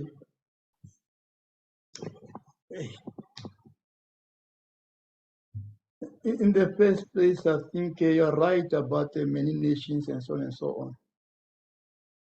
Somebody was saying that, well, how can you have kings in a republic? And then a question of nation, that's a subject for another time, because there's a difference between a tribe, a nation, a nationality, but we'll call it ourselves nations. But what happens that well, in the process of the creation of South Africa, those who made sure that they fight and then they created this South Africa, the union of the colonialists to build this, they retain some of the things that they found amongst ourselves because it benefited them. For instance, I mean, you go to the mines, at the beginning, you go with your Induna to look after you when you're in the mines. For Shangans, for vendors, Pedis, Zulus, etc., etc. Then you rightly say you could talk about the African nation and then the second nation. All I can say is that well, this talk actually, it's like when you grow up as a person. I don't know what's happening. You grow up as a person, you might find that there are certain traits, certain practices, certain attitudes that can retain which belong to a person who's still a child. And then you just say that you are childish. You are not only child, you're just being childish. It happened to South Africa growing up. Certain things that were there then, friends of kings, chiefs, and so on and so on. That the remnants were previous social order, but they're still with us. Is he seeing me? I see a reverse light. Oh. And behind me.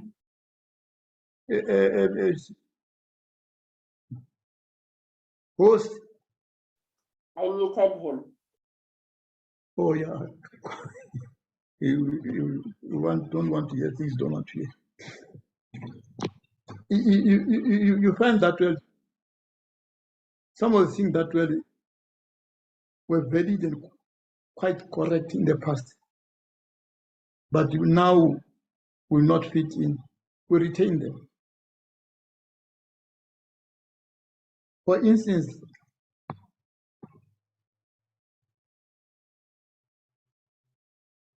I have been approached by certain people. They said I must lead them to go and talk to the president about the question that the Shangans don't have a king.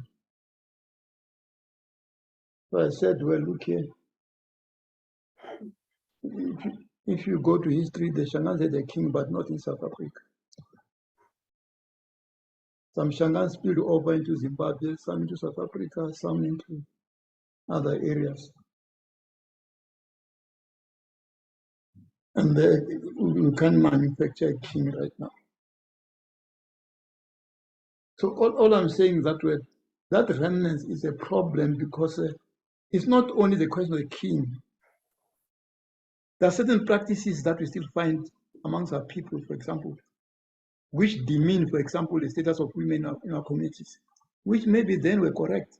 I don't know, but I think they were wrong.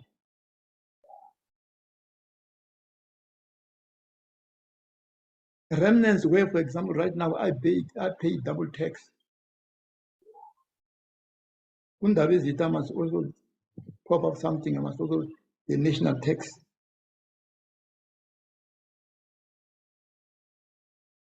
Remnants where you find that well, when you go and address people in a village, if the chief is there, and these people, sometimes women won't speak, and some men won't speak.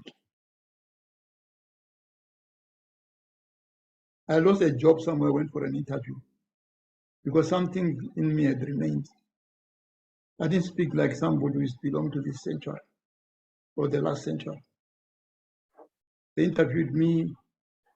I didn't look them in the eye. They told me that afterwards.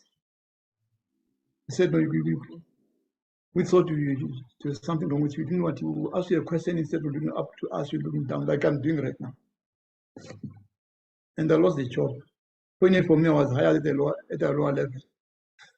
At the end of the year, I was called to the office and said, okay, next time you go for an interview, please learn to speak straight. Because we think there's something, that it's also something, that's why you don't want to speak as the eyes. And I got a promotion after that. Said, we'll see you can do the job, but the way you behave. But I mean, I grew up that way. And sometimes these things remain with you unconsciously.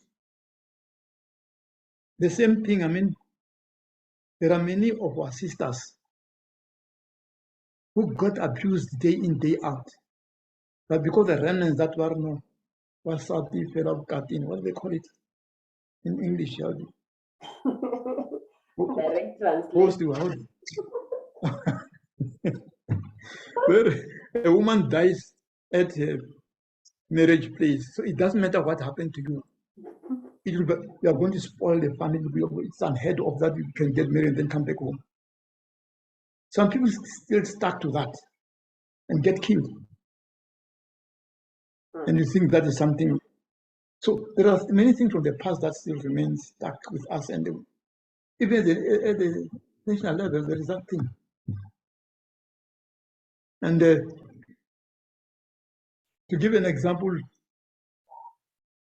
I don't get into trouble. You see, we say that there's non-sexism, Yeah. but the head of state himself,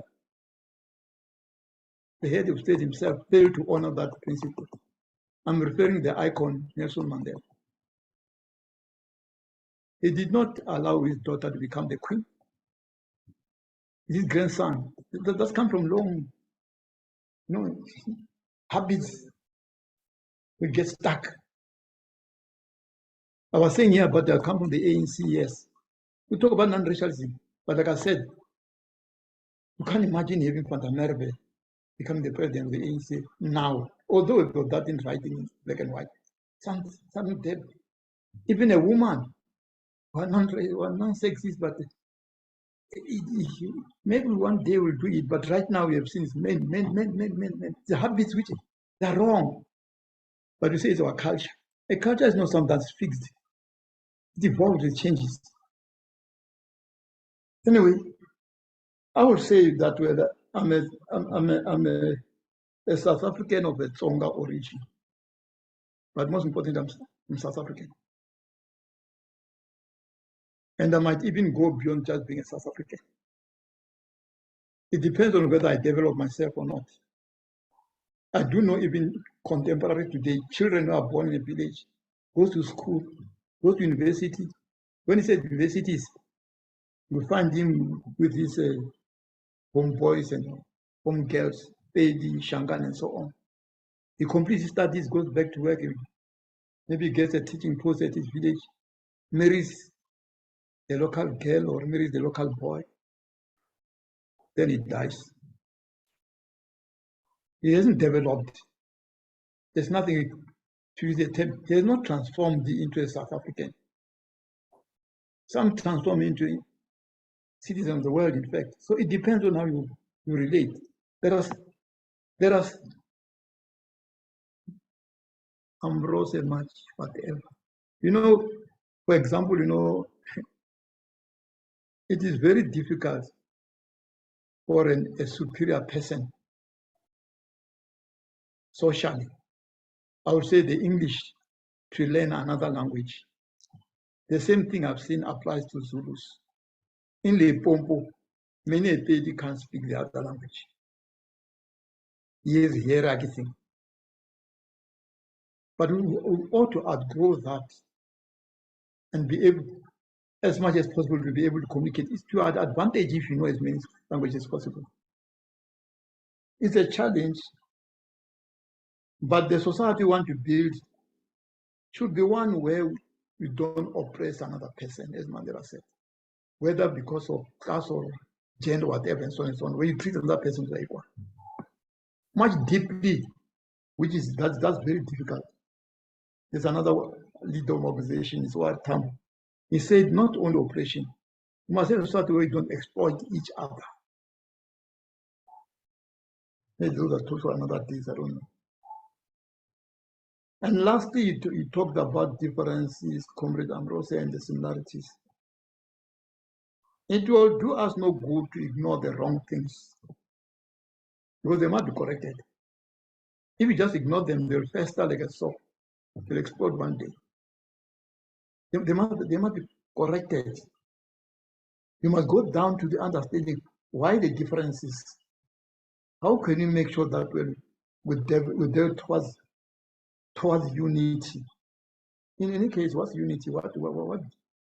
How do you understand unity? It's not something from the head or from the heart.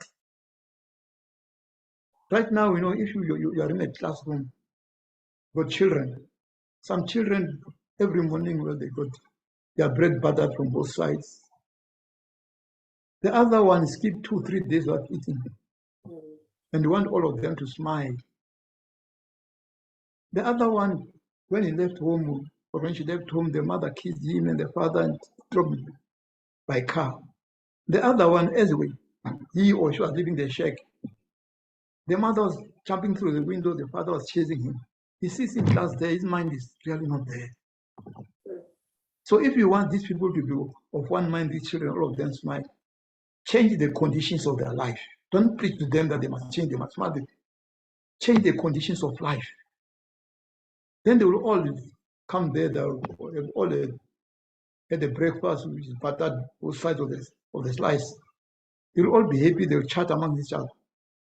But otherwise, that's kid, during break, you want to see her talking to the other students. He can't.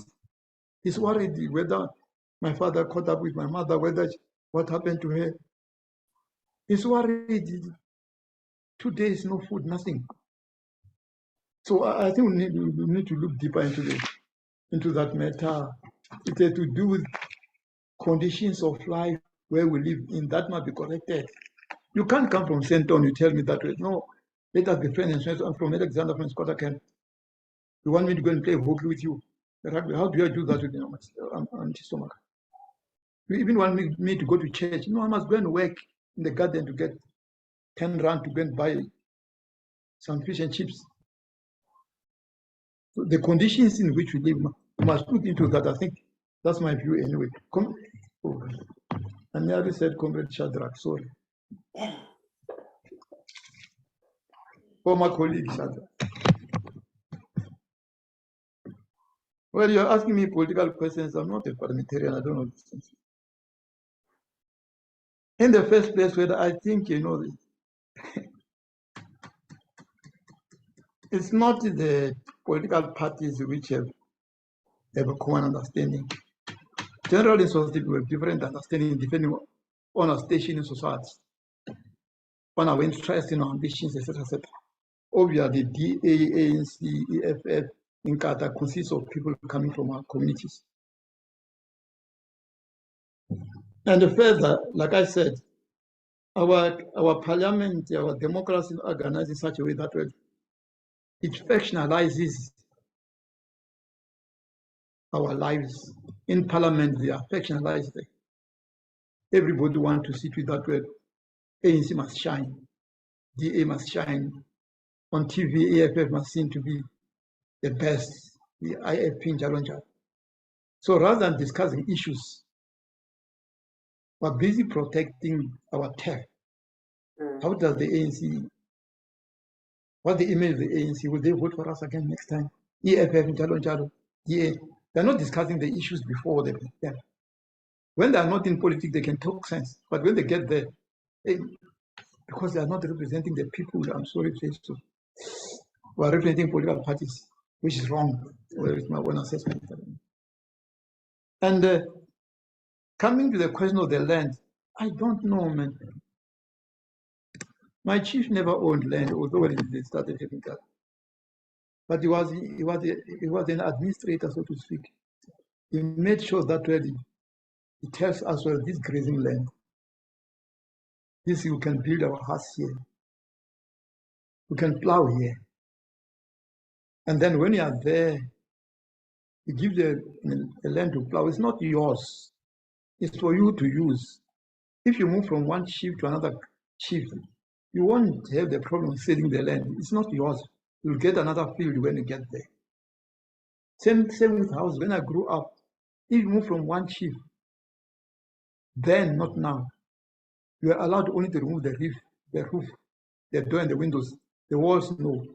Because they say someone else might come and before you can build something, you should have somewhere to stay. Then you move. So the right to use was very important, not the right to own. Because in the first place, I mean, even taking contemporary thinking, we only sell things that they were made, man. Watches, tables, cars, and so on. Who made the earth? Why do you want to sell? How can you want to sell something that's not yours? And secondly, if we really sell this land and, as you say, then we distribute amongst ourselves, what will happen to future generations? People will be born later. Understanding 1910 were less than 8 million. If those families had shared that land, all of us here would squatting in their land. Maybe politicians will find an answer to that. But all I'm saying is that what happened with colonization, for me, is not so much taking the land as denying the right to use the land. And not only that, for us to develop our skills in using the land, not only plowing, mining, doing other things, agriculture, etc., etc., etc. That right was denied us. That's why today we look stupid when the land is given to communities, then we vandalize it. If we don't vandalize it, just don't know what to do with it. The whole land is given with big trees, you don't know what to start chopping them down. The whole land is full of bananas, you just start eating, you don't know how to look after them because they're never exposed to doing agriculture in your community. So it is true that it's the political, we didn't manage to pass this section, but even then, at present, my own view again, for me, even if the state take ownership of the land, if it continues to act the way it's doing right now, it won't help us. Because we take the land, we give it to the Nkuna people. And the land is fertile agricultural land. Then they start doing their own thing. They don't do agriculture, they build houses all over the place. They sell the land and then rob South Africa at the present and the future of rich agricultural land. Or you give them an area now, people. Then they go on to start rearing cattle. And yet that area is good for rearing goods and messes up the area. All I'm saying that our government should act like my chief. They must supervise the use of the land, even as we give you. You can only use it for the purpose of which it can be productive. Because it's not yours. There are future generations which must find the land still useful. In fact, we should improve it so that generations come must get a better land. And lastly, I hope, well, the questions are broad and big and so on, but I hope if we can, it's difficult, I know, if we can sometimes suspend the emotions discussing this issue, we'll be able to deal with issues, one, to make sure that we recognize that this Boer knows his agriculture. And he must become the DDG because he must go and make sure that when we give the Nkunas this land, he must go and actually stay with them and create a Nkuna village that is a farming community. He must make sure that really, together with them, they're able to work and create a farming community. And even as we take a land from Mr. Force, we should be able to tell him that way, you can't buy the land because you didn't create it. Maybe we can compensate you for the improvements you've made, but you must pay back. How do you pay back? You're not leaving this farm until you have given back the skills that generations of Afrikaners have deprived of people from learning. Transform these people. We will pay you because we'll be working. So that you remove the element of black white. They're trying to correct South Africa. Because that's our problem. Even in departments, you find that type of thing. Where you find that a person, you won't get a job, or maybe you'll be removed because an Afrikaner is white. And then here come Mashamba, I can't do it. You go and invite the same white person now, come in as a consultant, and you pay him more. And yet this person should be here to educate the people who have deprived this opportunity to acquire the skills. That's what we want. What we hate is, we hated some of us, is what the Afrikaners were doing to us, not them as people. Because if it was them, then the best thing to kill them, all of them. But the way they were running society was not on. The same thing will happen now, for example, if the ANC doesn't run it properly. People will not be hating the ANC. They'll be hating the way they are running the country. If we can start thinking like that, not thinking about the man, but the ball, then I think we can go for. Thank you so much. In closing, I just want you to touch on the aspect of promoting too much political participation. I have to be a member of a political party for me to qualify to be considered for Job Act.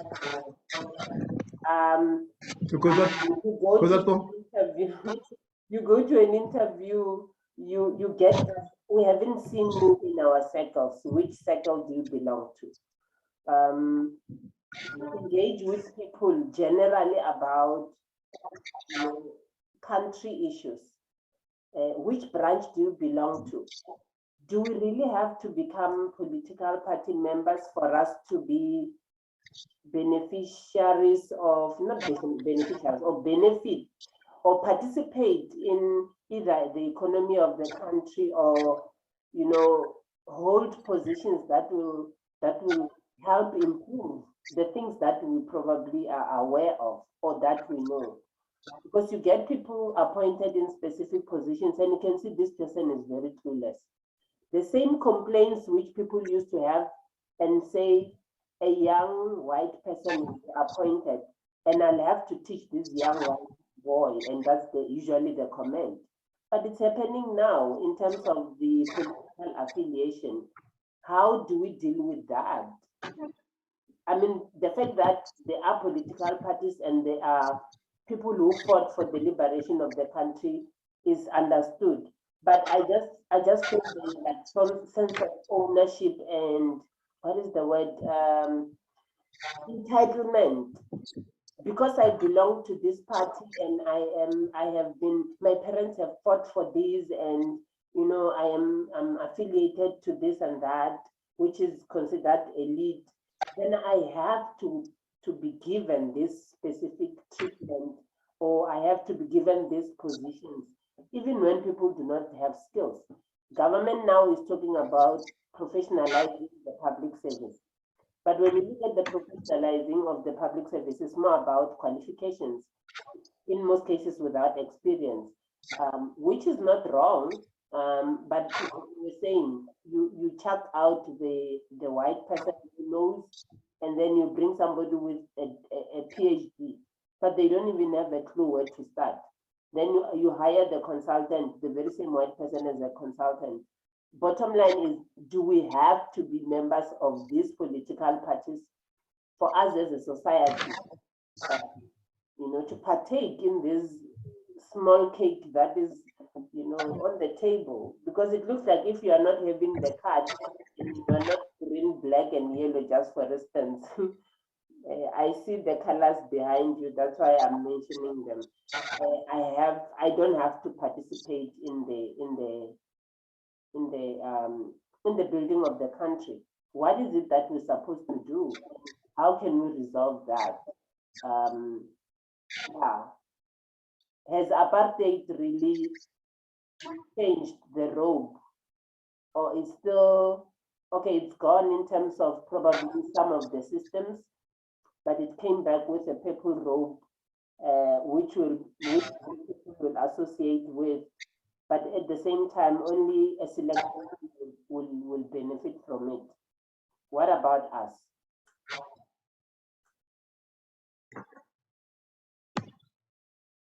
I don't know. Your view? I think I have no view. I think 197 of the Constitution agrees with you.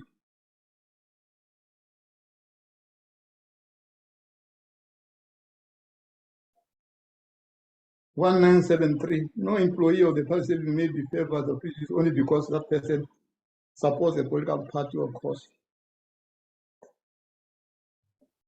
We don't follow it. Yeah. Why? Yeah. Oh, yeah. And then what do we do? You're busy doing it right now. This platform is doing that exactly. Because, it's a question of political party. You don't have to belong there. There are people who use that principle. The other side of the coin, there are people who, if you come from the so-called political family, you don't get a job. I got experience in my own family. Or I participated in experience as early as 1994. No. Then it was said there are too many of them. There are two already. This person, is applying for a job. We're not even in the public service, we're politicians. I've heard one right now being told to tender, no, I can't know the Mashambas. So it may not be the general trend. The general trend that you don't belong to this organization, then you can get a job. Like I rightly say, today also we say that question of race, no. But how many times have white people failed to get a job because they're white, not because they can't perform? You find even in tribes. I said here, for example, you are an MEC, then the string of vendors, shanans, pages.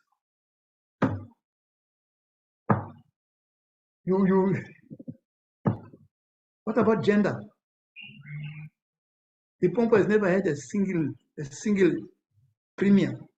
You mean that all the women in the Pompo can't do it? Or do you mean that all the premiers have been here in the Pompo are better than all the women in the Pompo? It's not true. In other countries, you find even religion plays a part. These are things that we as society have to fight against. That I can't be punished for things I don't know. I didn't choose to be born an African. I didn't choose to come from a particular tribe. Not that I choose to be born of a particular parents. Now why bring this against me? But it happens. You're quite right. But then, this is one of the platforms, a non-governmental platform that I think we have to play that role together with other platforms, so that we come to understand things differently, not in terms of these demarcations divisions among people, because that's what we do right now. And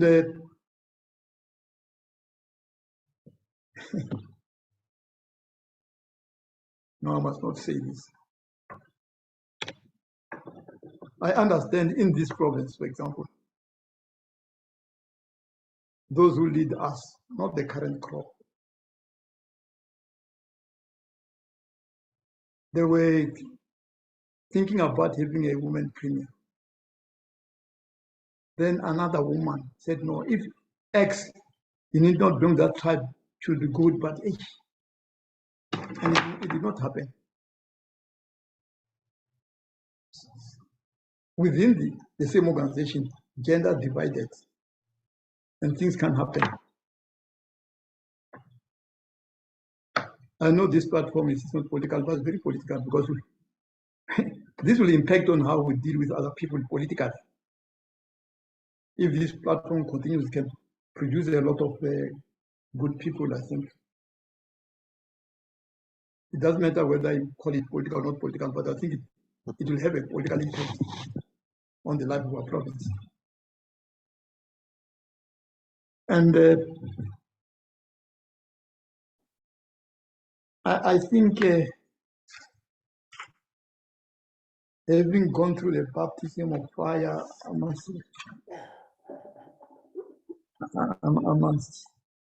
well say thank you again, and hoping that we will continue, and also the number of participants increase, and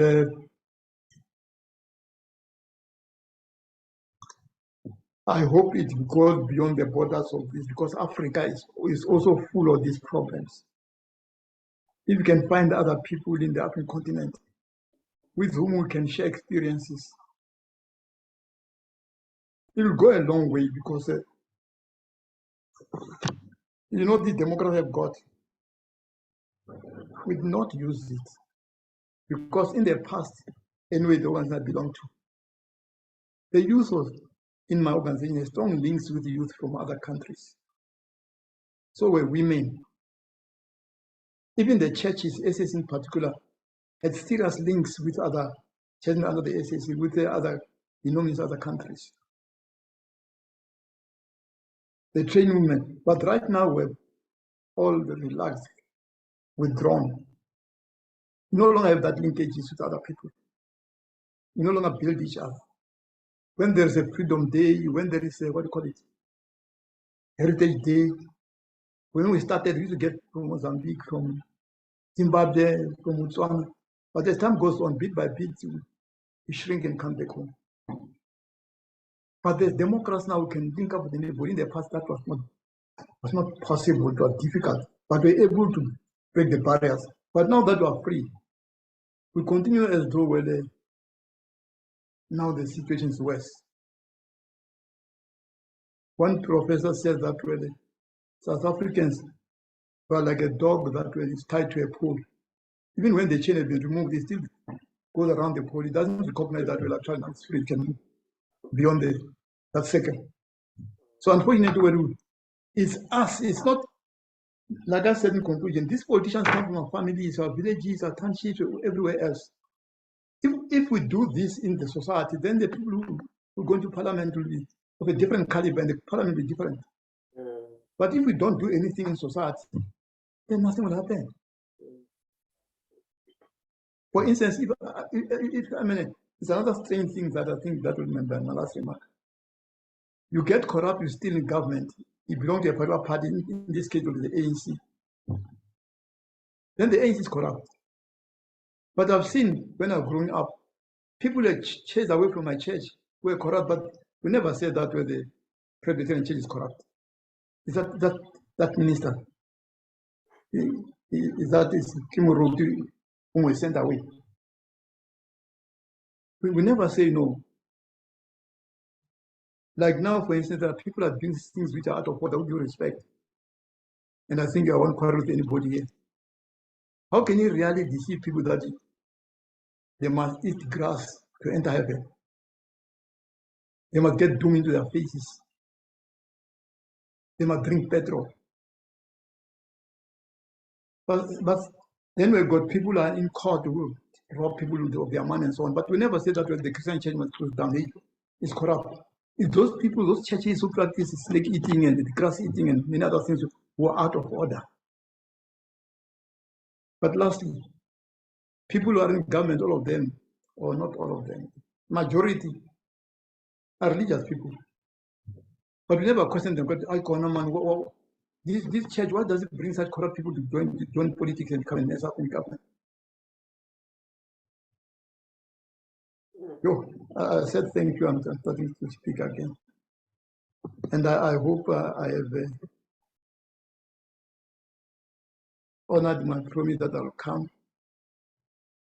And I came against eh, but I didn't want to come, but I think it was wrong because questions were asked here that made me think.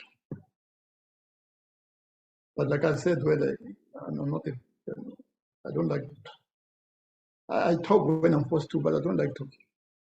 But if I'm put in a situation like this, I do speak. But thank you very much, and may you, I don't know how you do it.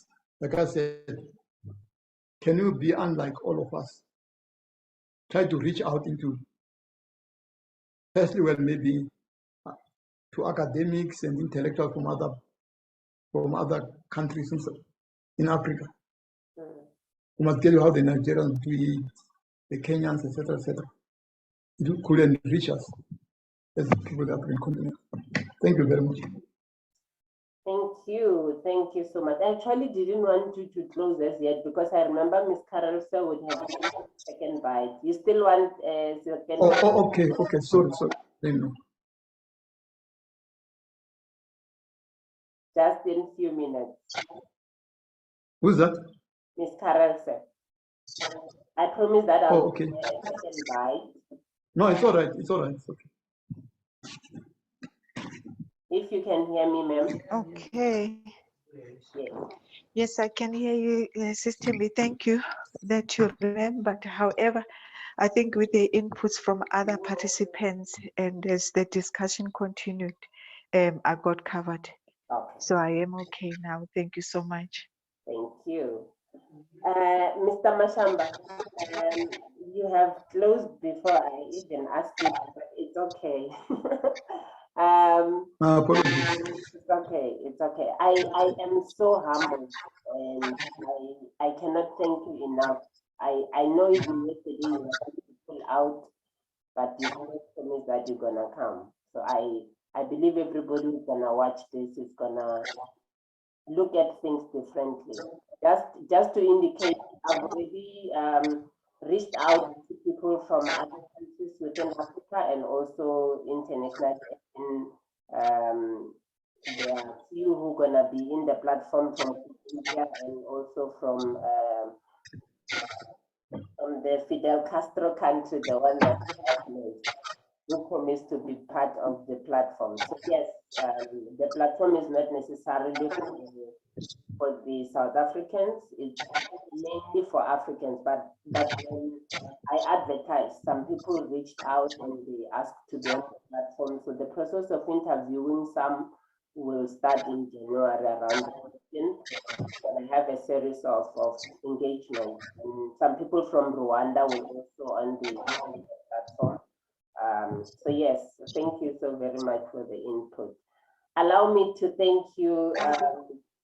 Yeah, geez, I cannot say enough, but I really appreciate it, and I appreciate everybody who also taken time to come and join and also participate.